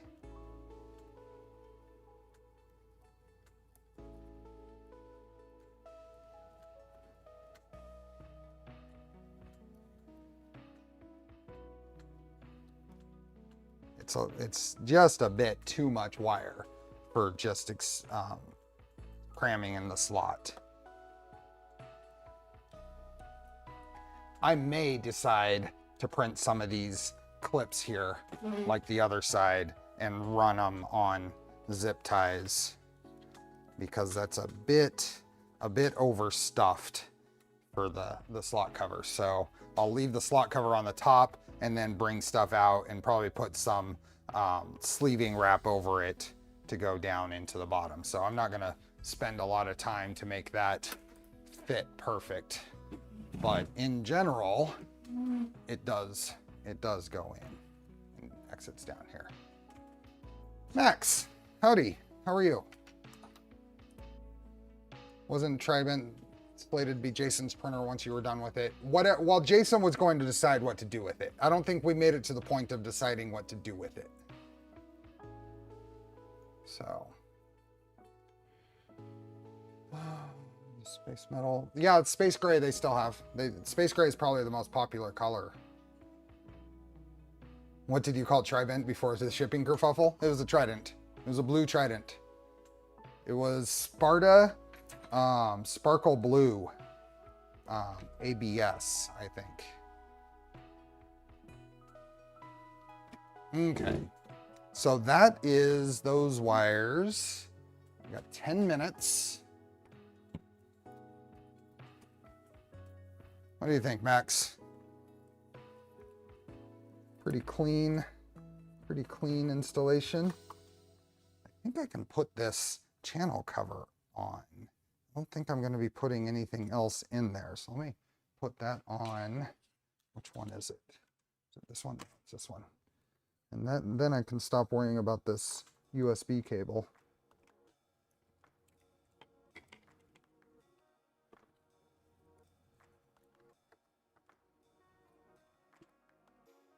There we go. I think everything else is going to be outside of this.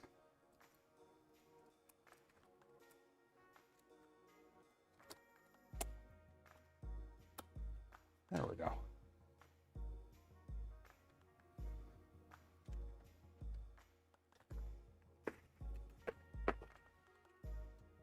Now we can see a little better. So this is going to go up here and plug in there. This one's going to come down here. Actually, I needed to run through there because there's not quite enough length to run this through here and plug in there. So I needed to run this through that upper channel. So let me get that.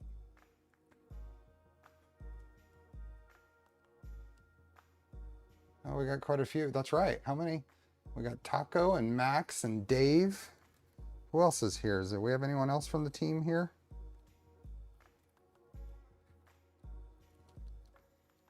So if that goes there, I'm basically going to leave that full length then. Okay. So let's go ahead and crimp and that, this. Modbot, welcome. How are you? Got all the folks tonight. Top 200 people, almost 150 likes. Daniel, did you like?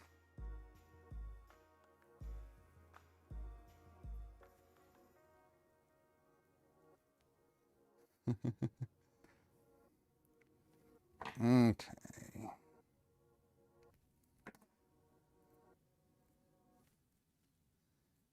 Finally got the baby down in time for frozen burritos. I had a chimichanga for lunch today.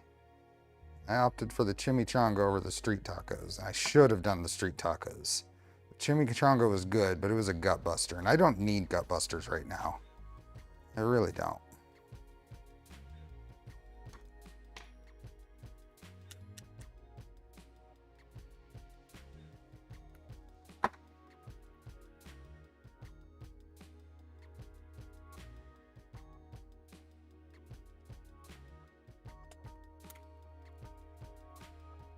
Too hot in the garage. You need air conditioning.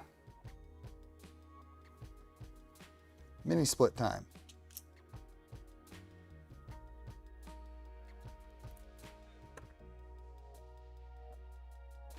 I haven't had a chimichanga in years. They mess up my stomach. Yeah, my stomach doesn't. I've got a pretty tolerant stomach, but I really didn't need that much food. That was for sure. It put me almost to sleep. And I'm not. I mean, food's on my plate. It's gone. It's my generation. Trained from a lad to clear the plate.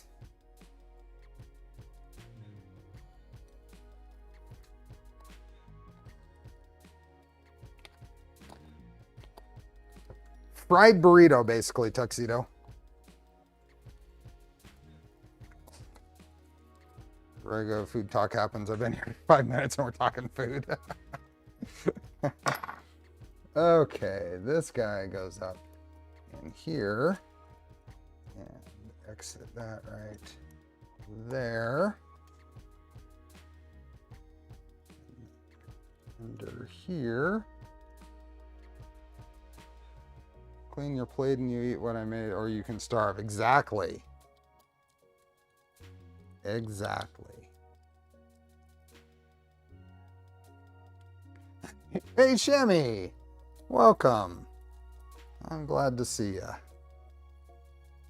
Look what I'm hooking up right now. Look at what I'm hooking up.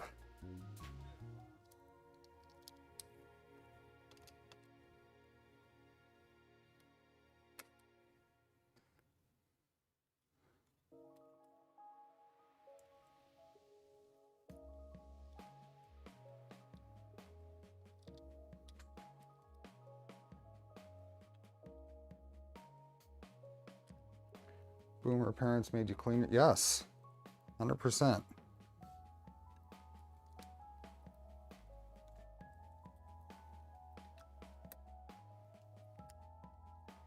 Building a printer modeled after a nuclear power plant.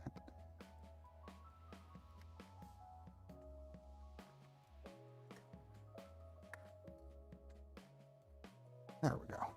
Now this can go back up there. Never, oops, not that one. This one. Never come off again.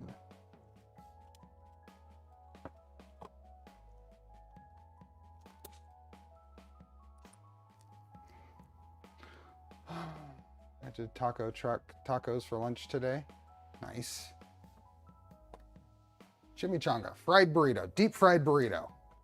The printer isn't named. Can we please name it something from the Taco Bell menu? No, it's an Outrun theme.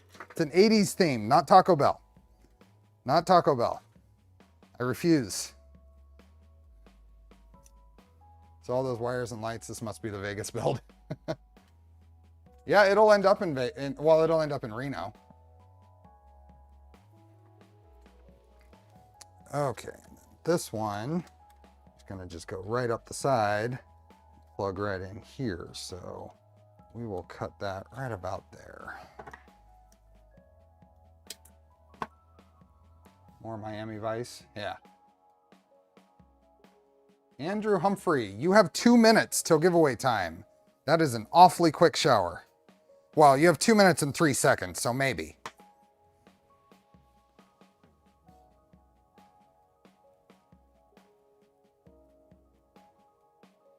Ooh, enchiladas and Pueblo Red, there we go. Because that started as your enchilada sauce, right?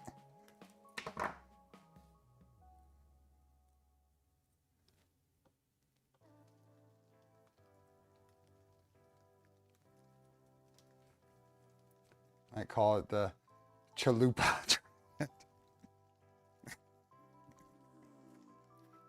Chalupa's totally made up.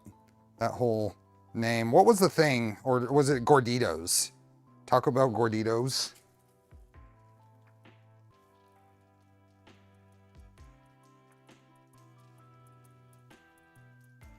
Currently using peck sauce with my frozen burritos. Nice.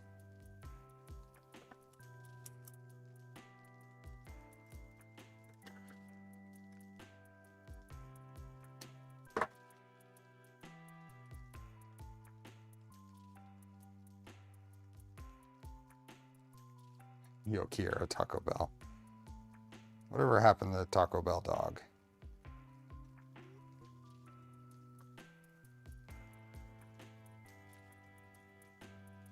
Make a run for the border.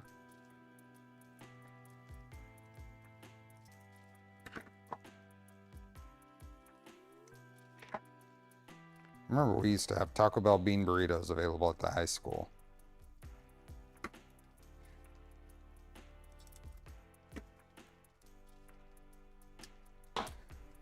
Okay, these were kind of a pain to plug in right here, if I remember right.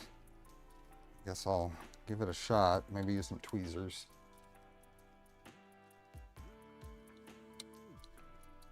Get away with double-decker tacos and Mexican pizza. I like the cheesy gordita crunch. That's probably my go-to. Okay. Where are my pliers? Let's try tweezers.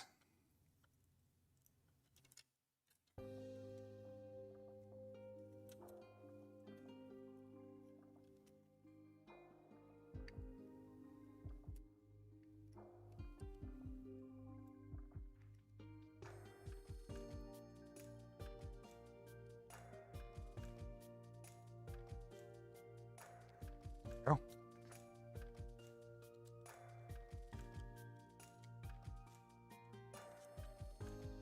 Ah, I think it was underneath.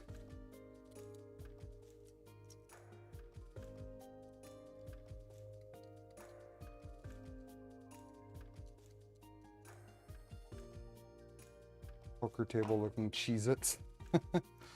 Use code MODBOT at checkout for free extra nacho cheese.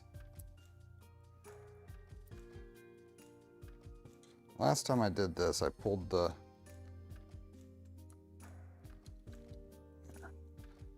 side skirt off, but this side skirt is extra hard to remove, Dave. Round, the next one.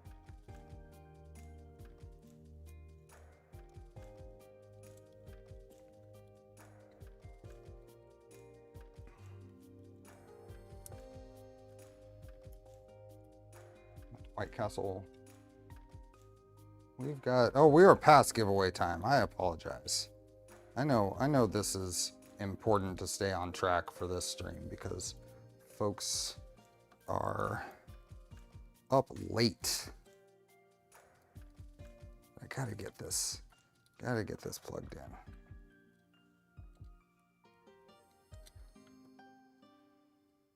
We can blame Dave for the extra time on this one.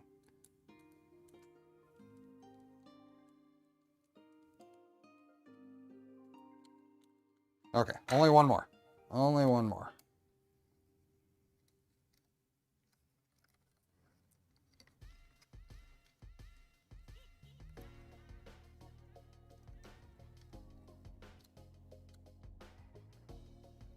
look at that. That one was extra quick too. What did I do? You made it hard. I can't remove the skirt piece easily. I can't remove that skirt piece easily. So it's your fault that wiring this piece was extra hard. It's your fault. Okay, giveaway time. That's all wired. Awesome. I got to do a little bit of zip tie cleanup, but fair, I'll take it. Okay. We are giving away a roll of Polymaker filament.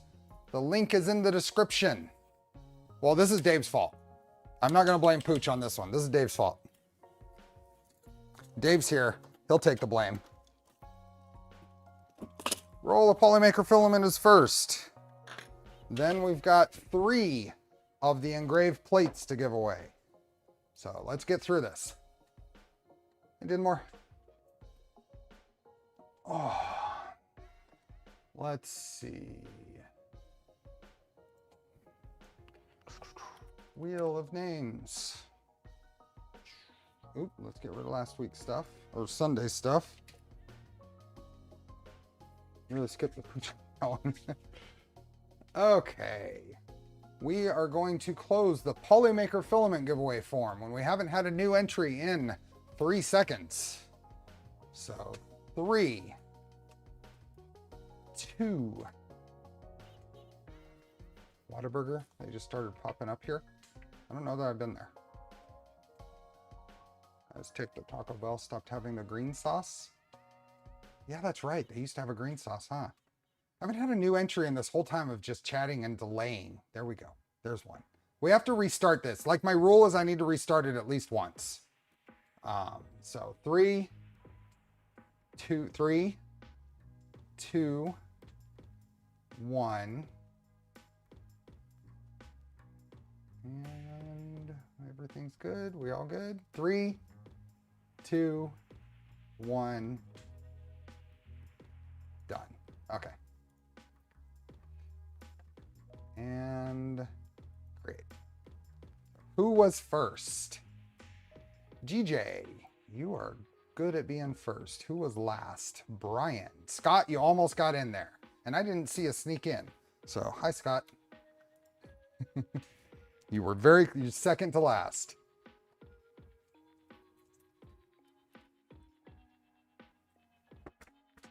Okay, we are going to... Trident has 7 letters or 1 spin for every wire in that thing. Let's go with Trident has 7 letters. Number 2 1 and 7. 1 and 7.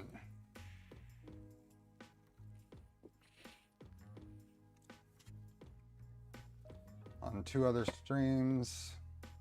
What was that? On 2 other streams, well, Britain Print Busters on all night. Oh, yeah. Okay, 1 and 7. Admiral Dama said V. 1, 2, 3, 4, 5, and spin. Who do we got? Polymaker filament. Ooh, Mech Design. D-Mech Design. Are you here? You have 2 minutes to say something in chat. Congratulations. Congratulations, D-Mech Design. Are you here?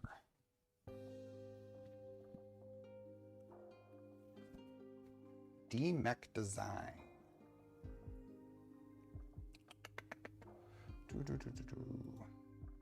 D-Mech Design. No new entries. You gotta be here.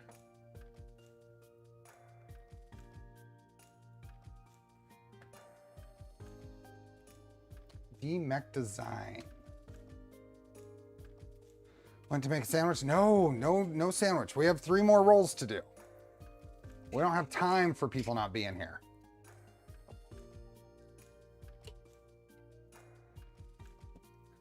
D-Mech Design.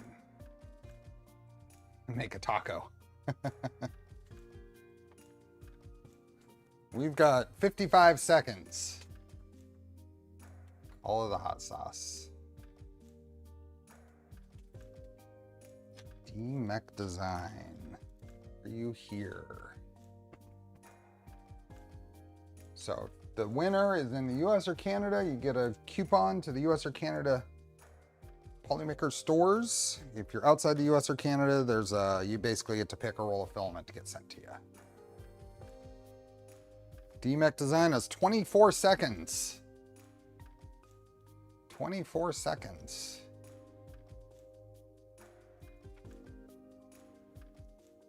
"24 seconds. 12, 11, 9, 7, 5, 3, and done." Okay, let's do. Everybody say the number 3. An American taco just now. Taco. 3. Everybody say 3. Close. They didn't get in there, right? 1, 2, 3, spin. We got to get those chat engagements up, right? Who do we have? Jody C. Jody C, are you here? You have 2 minutes. Jody C. Congratulations, Jody C. DMech Design, sorry, you're a Polar Ted Club member now. Jody C is here. Good job. Thank you for being here, Jody C. You will get an email from me sometime between now and the next stream.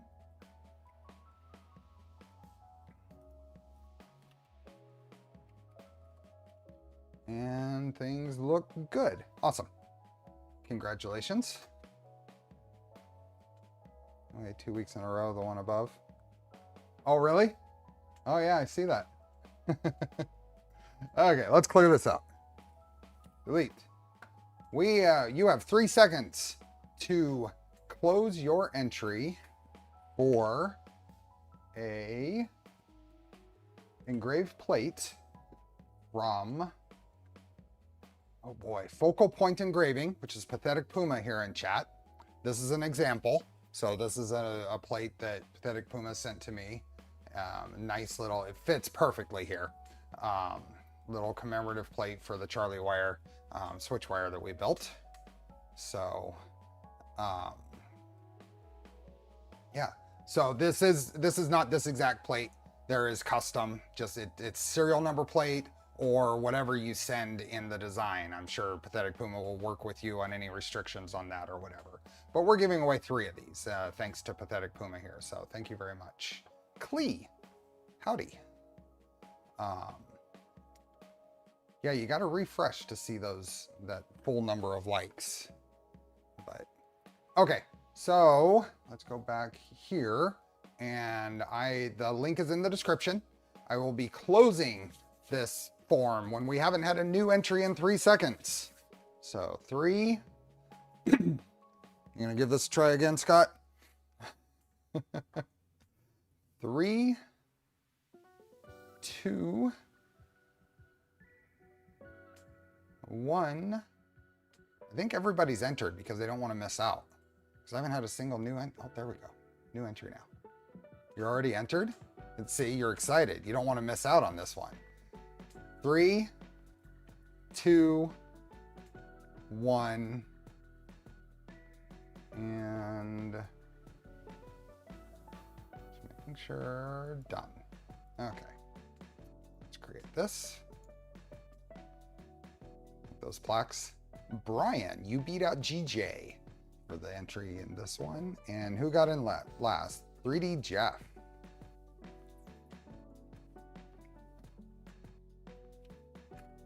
Okay. We are giving away 3 of these. So let's do 3 again. A number between 1 and 3 though. Number between 1 and 3.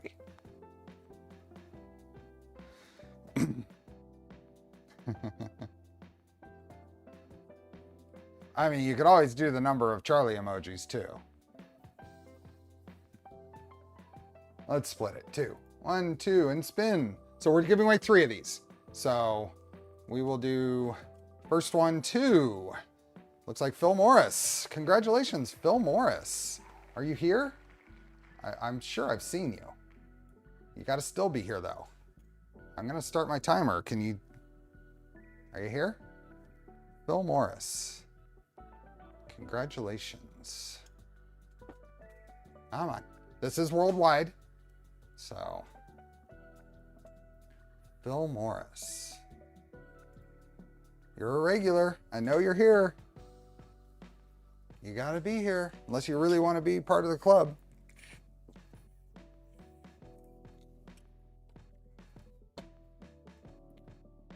Ah, come on, Phil.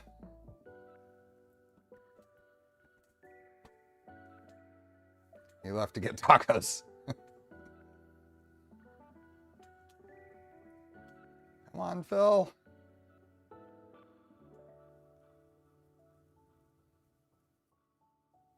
Taco strike. He was here, I know. We got a minute.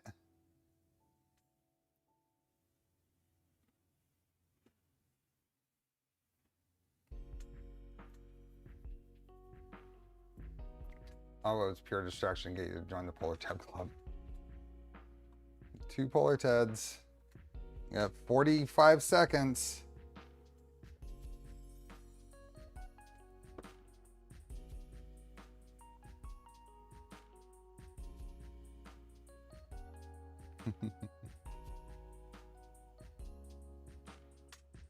Almost. Come on, Phil. He's waiting until I say 1. I got 20 seconds. Oh, there you are. Good job. Good job. I had even highlighted your name with some faith that you would be here. Congrats. Okay, let's do a number between 1 and 10. Keep this quick. 1 and 10.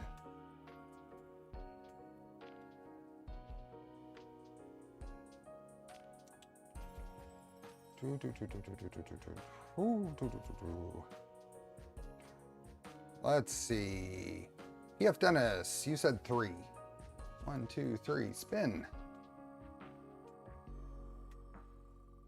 Who do we got? Who do we got? Second one of these. Engraved plates is Clown Hammer. Congratulations, Clown Hammer. You have 2 minutes, but I know you're here. You gotta be here, but you gotta say something. Come on, I'm confident. Let's copy this. Clown Hammer, are you here? Woohoo! 2 in a row. Okay, now we're gonna do a number between 3 and 10. 3 and 10.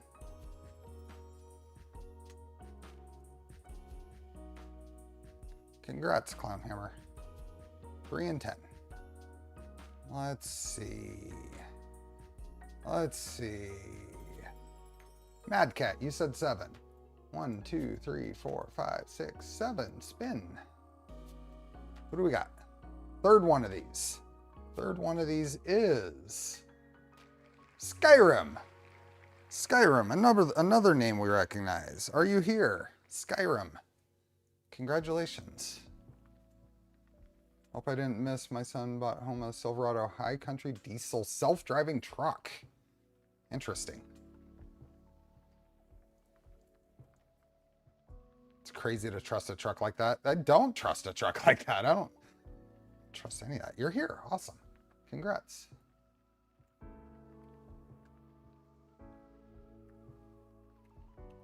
Okay, so I am just wanting to double check. Okay, there are no other Skyrims. There's a space in your name. Yep, no other Skyrims. Okay, congrats. I don't trust humans. Why would I trust a truck? Exactly. This chat name. Yep, I double checked that though, Tuxedo. I checked. There are no other Skyrim or any combination of that. The closest is Sergei. No more of my jokes stink. I'm gonna go take that shit now. Oh. See you, Andrew. Congratulations, Skyrim and Clown Hammer and Phil. You will hear from Pathetic Puma. I will pass off your emails to Pathetic Puma and they will contact you. So, awesome. That was fun. And once again, that. Okay. The next thing that we need to do. Sorry, we got a house flood from a storm a few weeks ago and the insurance assessor chose now to drop in. Well, that was far more important than this, but I'm glad you were able to make it back. Is the file for that plate available? I don't know. I will leave that up to Pathetic Puma because that is their thing. So, you will email tomorrow. Awesome. I'll get these off to you tonight then. Custom and plate. Let's see. Oh, there. Where are we? Dog wants out before bed. I'm off. See you, Starburst.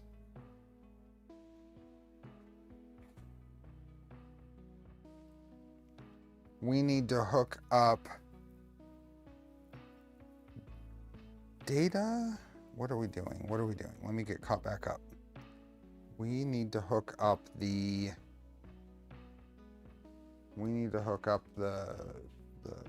pi. Not those. The pi to the Leviathan. Oh, let me make a quick text here.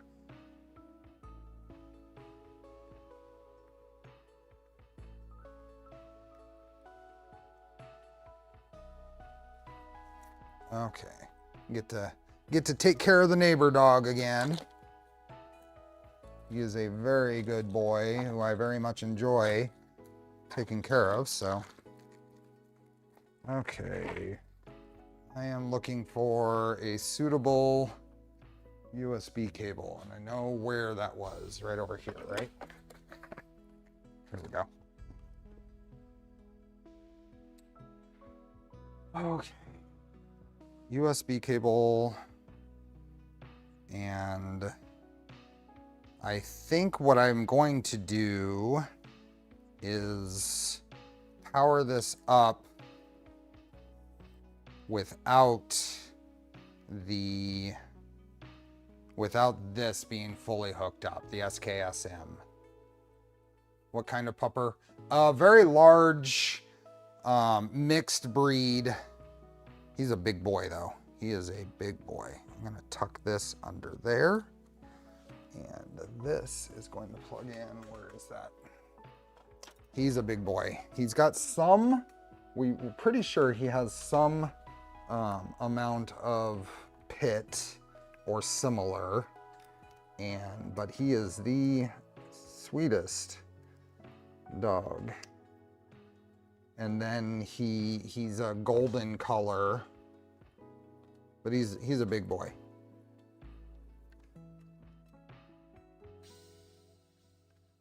And that's gonna squeeze in right there. So that keeps all of those tucked out of the way. So that's data for between the Pi and the Leviathan. Now, right now it's getting power from the Leviathan, but I think eventually we're going to end up hooking up probably this cable between the Pi here and the SKSM board. I think this is going to hook up right here. And then there will be a data cable from here to the GPIO board, and we'll remove this adapter, I think. Might be some lab in him. Yeah.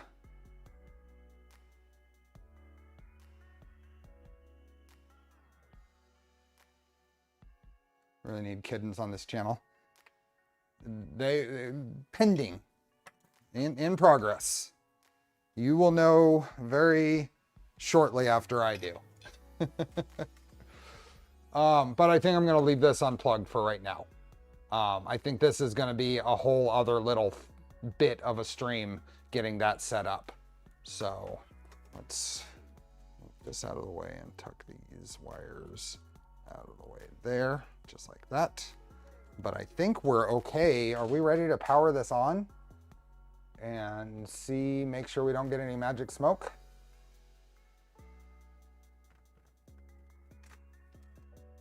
everything is, the bed doesn't need to be hooked up.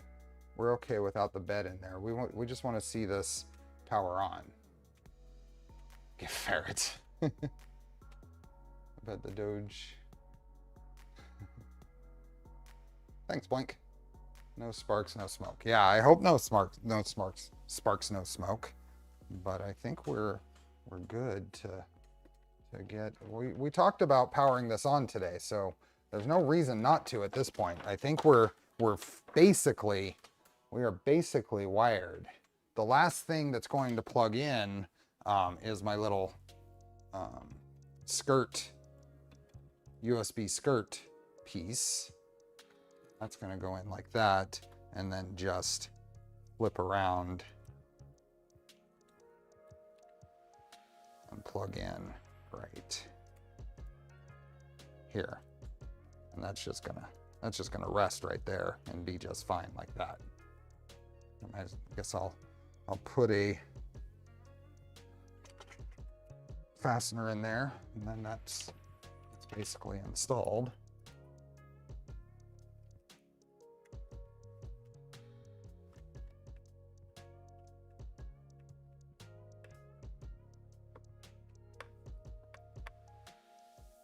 There we go. So that's the little insert piece that we designed on stream, and I did the video of redesigning. So yeah, we're completely filled up on the USB ports on the Pi. Camera, the plug, the skirt plug, and then Toolhead board and Leviathan, and that fills it up. So, okay, I guess I can't really put it off too much more. Is the power switch actually off? Yeah, power switch is off. So let's see if I can squeeze this in under here.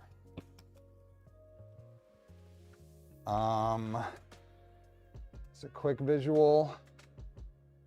Make sure I'm not missing anything. Yeah. Okay, we ready?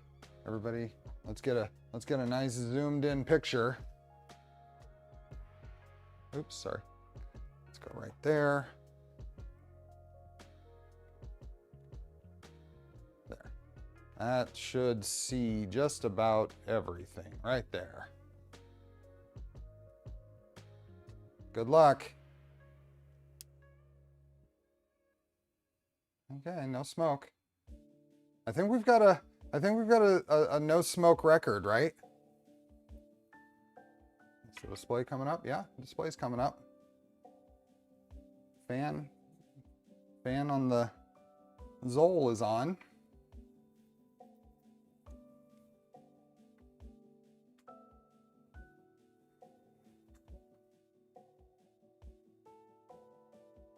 Must be nice.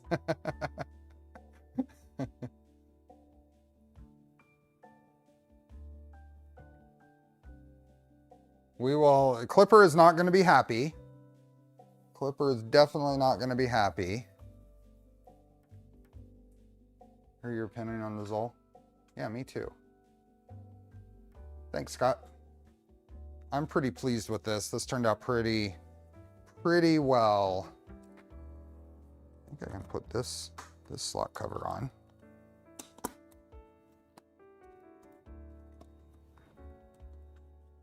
Yeah.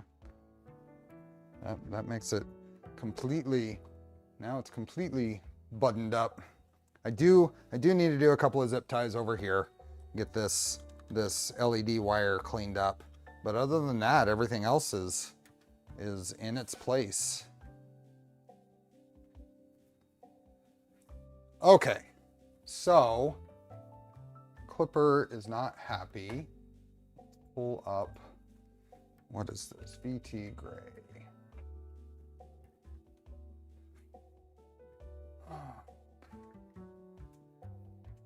Printer is not ready.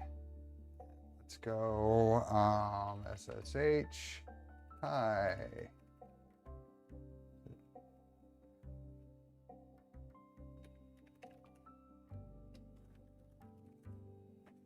Get in here.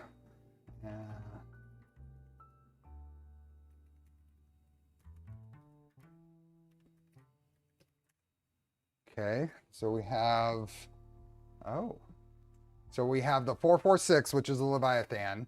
The 042 is probably this little display board, or this macro board.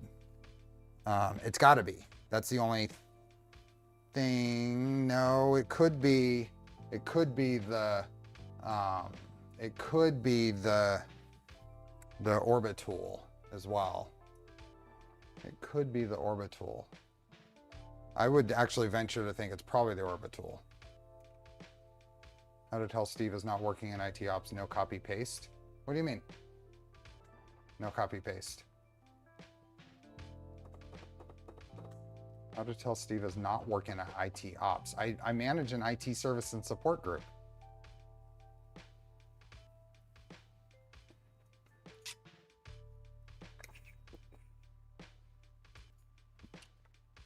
I do, but yeah. I'm also I'm a good touch typist. So I tend to type a lot just because I can, and I don't, and it keeps me good.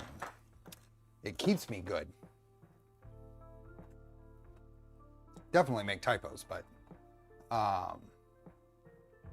okay, so not ops, we copy everything to exclude typo. Just hit up in the console until you get to the time you typed this command 2 years ago. Because I can, exactly. So let's do some looking around. Oh, the tab completion, I do forget. I've tried to remember to do that more, but I haven't gotten that into my like muscle memory. Yeah, tab completion I should do a lot more.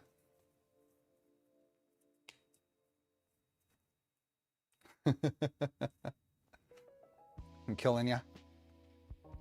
On Linux, just remember the command number for your history, then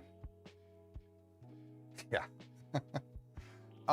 Okay, we've got a couple of things to go through here. So let's go here, and I might as well, while I'm here, delete that. And somebody, Andres isn't here. Andres must not be here, or I missed them saying unpin the message.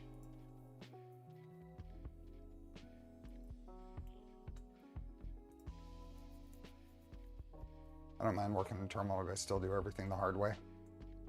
I think I'm getting known for being stubborn about doing some things the hard way. Okay, save that.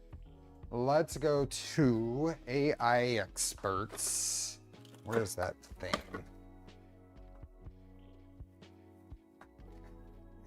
What was it? AI experts. Is that what it was? Yeah, skirt button PCB.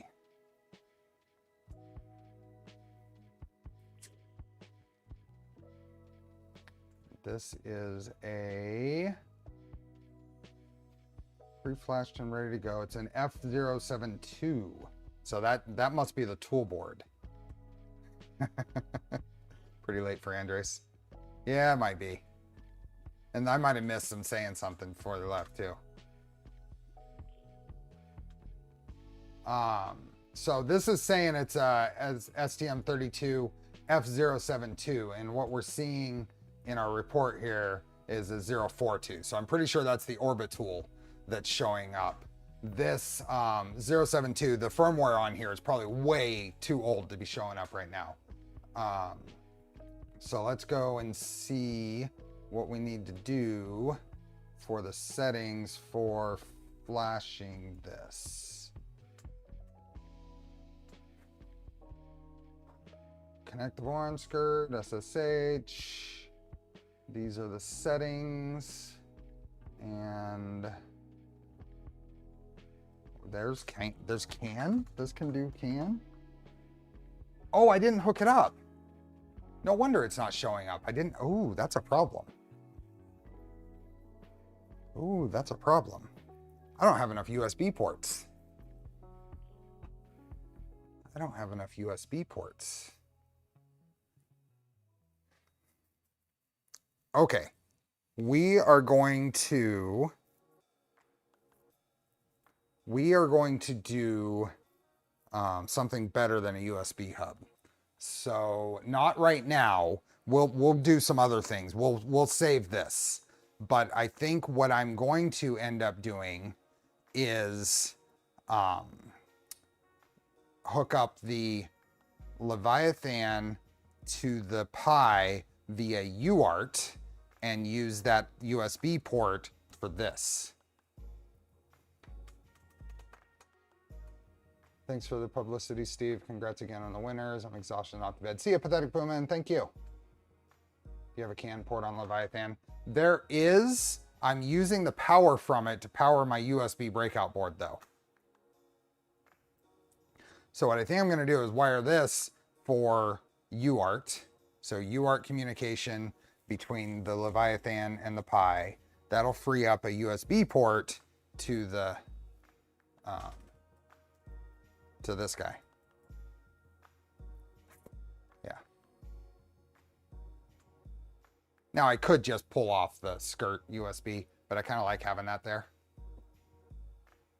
So we're going to end up running, the reason this makes sense is to run UART here is because we're going to have to remove this anyway, because the SKSM module needs to power the Pi, and it'll power it through the USB port.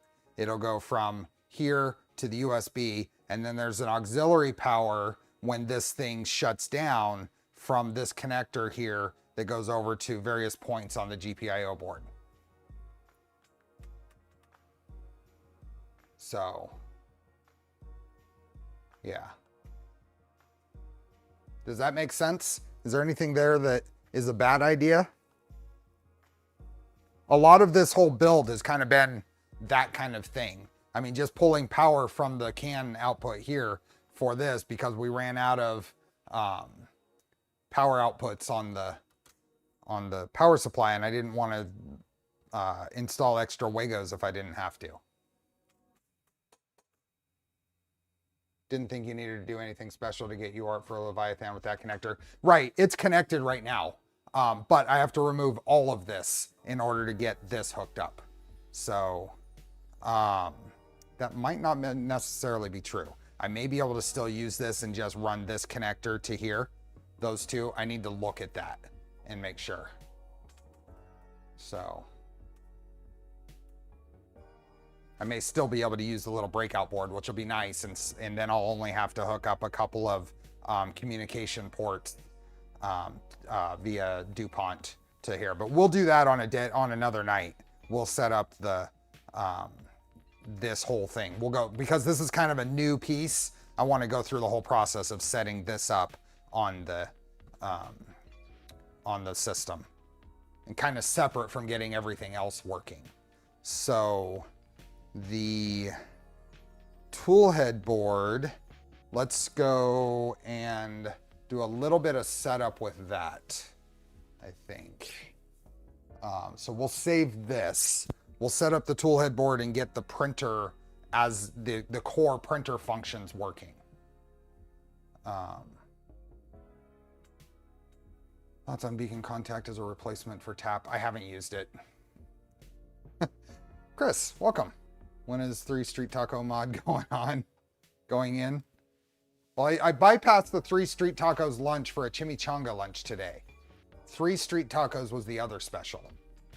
But I had a chimichanga, which was a gut-busting, delicious, but mistake. Okay. This means we need to go to, let's reuse this window. We need to go to the Orbiter projects and fumble around, because we do this every time, fumble around until we find their GitHub link. Where is that? Always maybe about, no. Projects. Wasn't there a...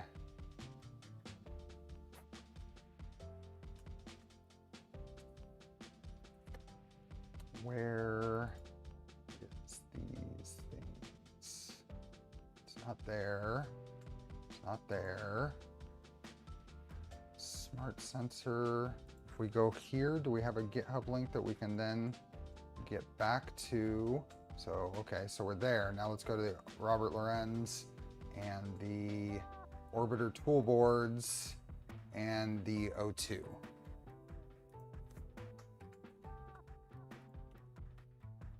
that right? Yeah, there.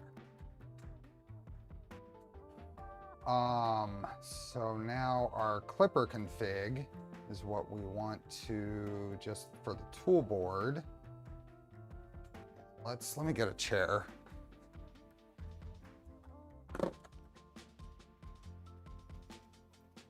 I want to end today's stream with a happy clipper.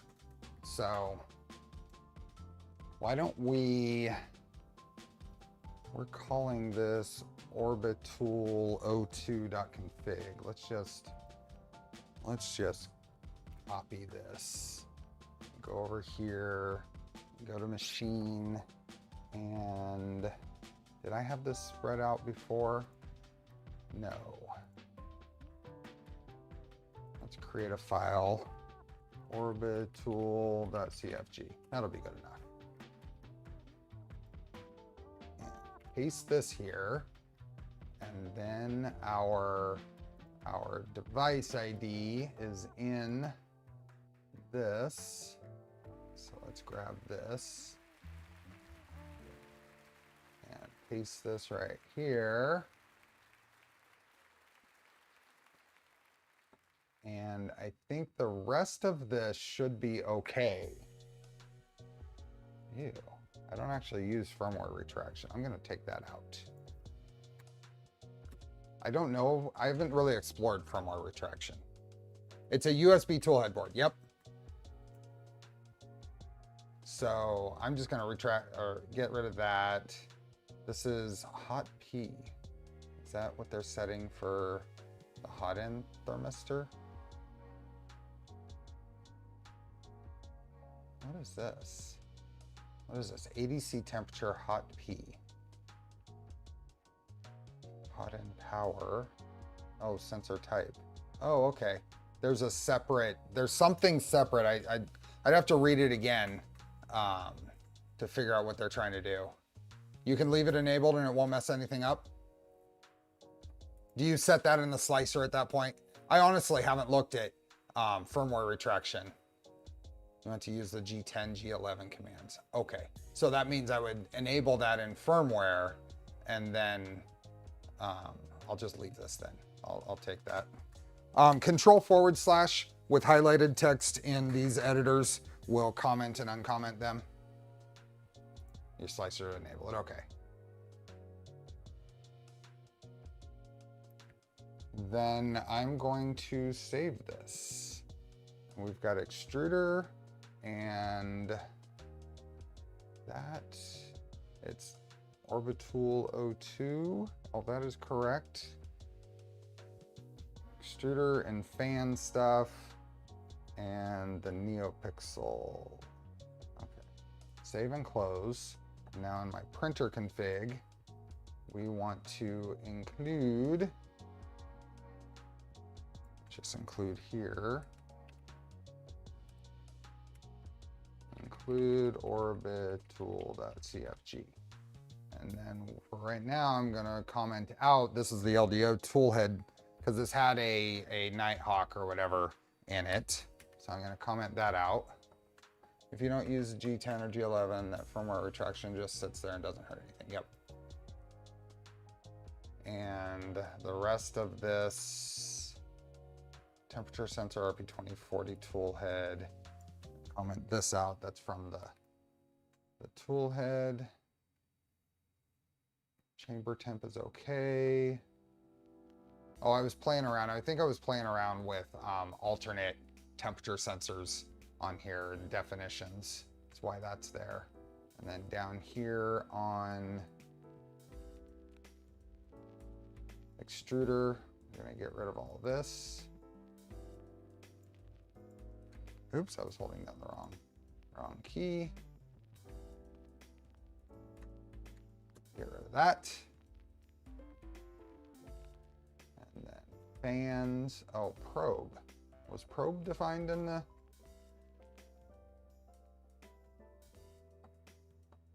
It's got it. We'll look at that in a second. The fan, hot end fan out, and the fan, electronics fan is okay. I think that's it. So save and close was probe defined here.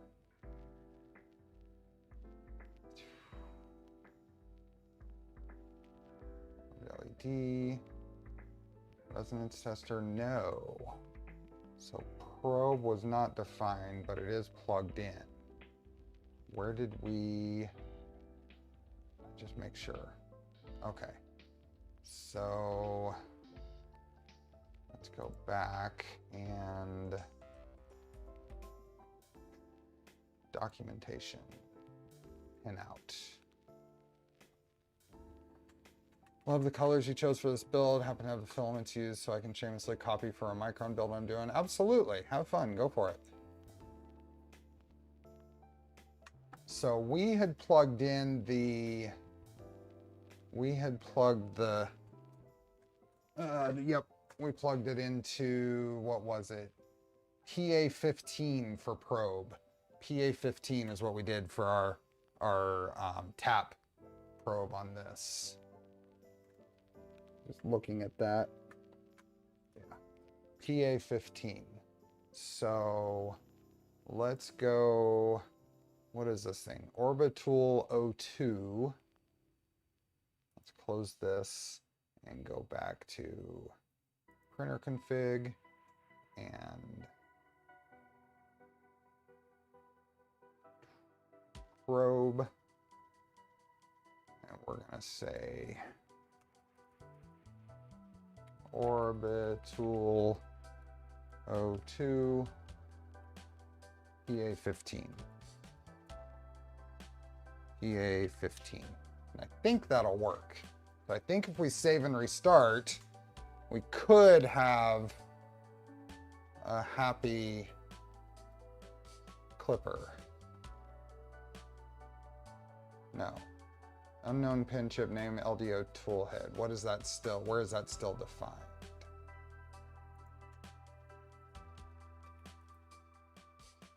LDO H. That.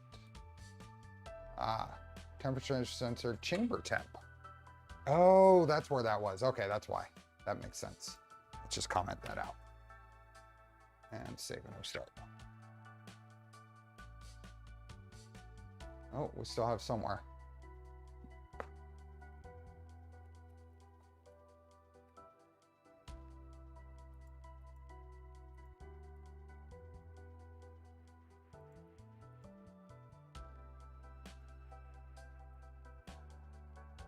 Oh, it's probably NeoPixel or something, huh?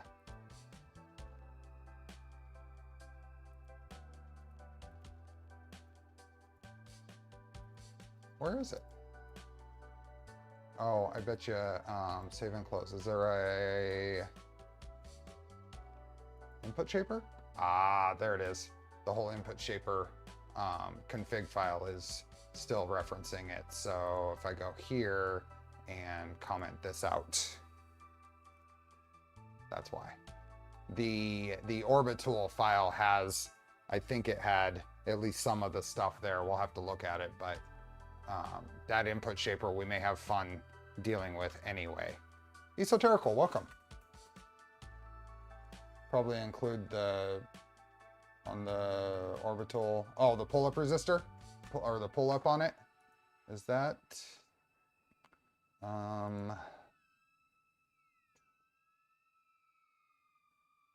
okay, I'll take your advice there and put the, oops, it wasn't there, it was in probe. It's down here.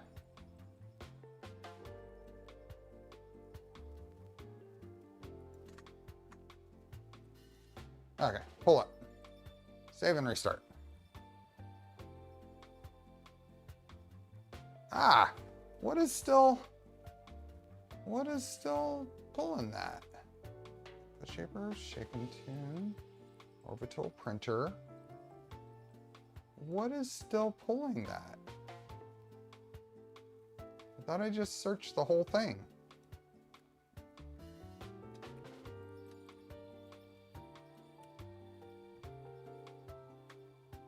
Next, next.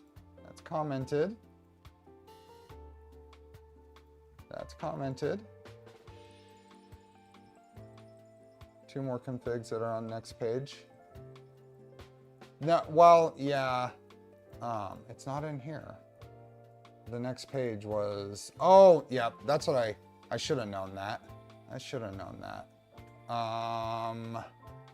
This whole thing we're just gonna get rid of because we're not using stealth burner LEDs anymore. So let's go here and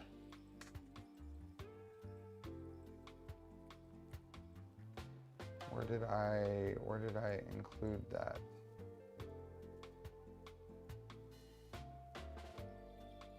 There it is.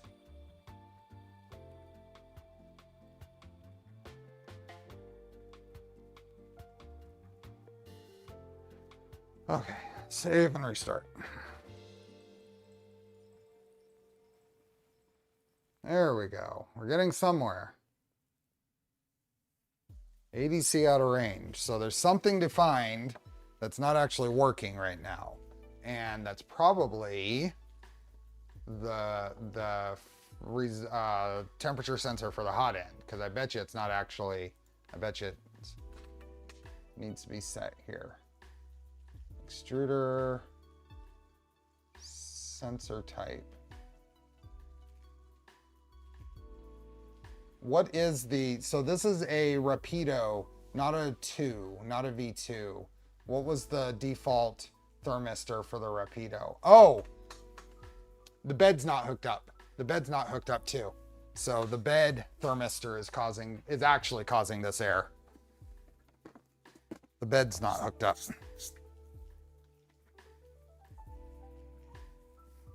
Bed not hooked up.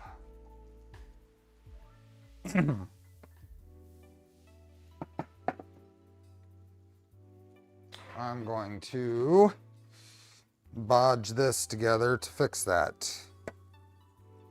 So I wanted, the goal today was to, well, the goal I came up with is to have a happy clipper. So let's have a happy clipper.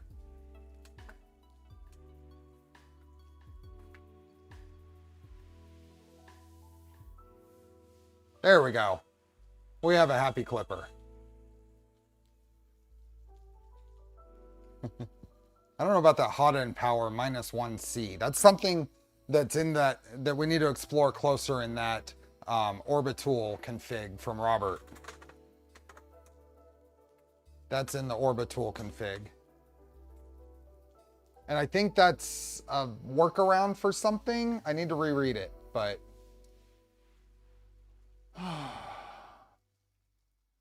hooking the bed up is quicker, yeah.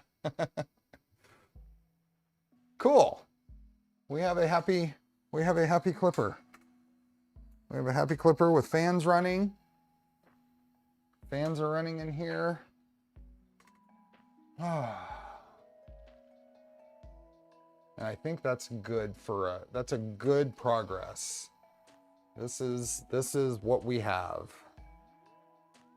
Good progress. A 3-hour Tuesday stream is good. Is right there too. We don't, here, let's go back here. Before we go too far, let's go to settings and at least just from add a webcam. There we are. There's our camera. Let's see. Flip it. There we go. And name 3DO frame. Let's say that. Let's say save. There we go. Now we need to focus it. We need to focus, but you can see it over there. Everybody here immediately removes the quick hacks and workarounds they used once they're no longer necessary. Well, yeah. See you, Clownhammer. you're able to figure out what else is wrong. The lens has a much wider field of view than mine. No need to move to the corner. I know, I'm pretty happy with the field of view on this. Like here's my hand right underneath the hot end now, and it's at about midpoint. Here, let's move it all the way forward. So this is, I mean, it's getting into not as effective right there, but that's at the very front. We might want to move it to the frame. I don't know. We'll see. We will see. The Octopus to Leviathan translation was fun. What model camera is this? This is the 3DO. This is the 3DO V2. So, and it's their frame camera. Temp sensors configured with min -100. I don't either. Okay. With that, I think we're good. Next stream, we will be setting up the macro, the skirt key macros board, and probably the SKSM module, and that'll probably be another stream to do WLED. That'll probably be the last stream. So, awesome. Thank you, everybody. Thank you, Polymaker and Pathetic Puma, for the giveaways today. And thanks for the gifted memberships and super chats and whatnot. We will be back on Black Box. We are almost done with this thing. It is so close. So we'll be back on that on Sunday. And shortly, this box right here is a Magneto. So within the next couple of weeks, we're gonna unbox that and get it set up. And it's a production Magneto. So I've been waiting for that before we showed that off. So with that, thank you again, everybody. We will hopefully see you on Sunday. Have a good rest of your week and enjoy the build.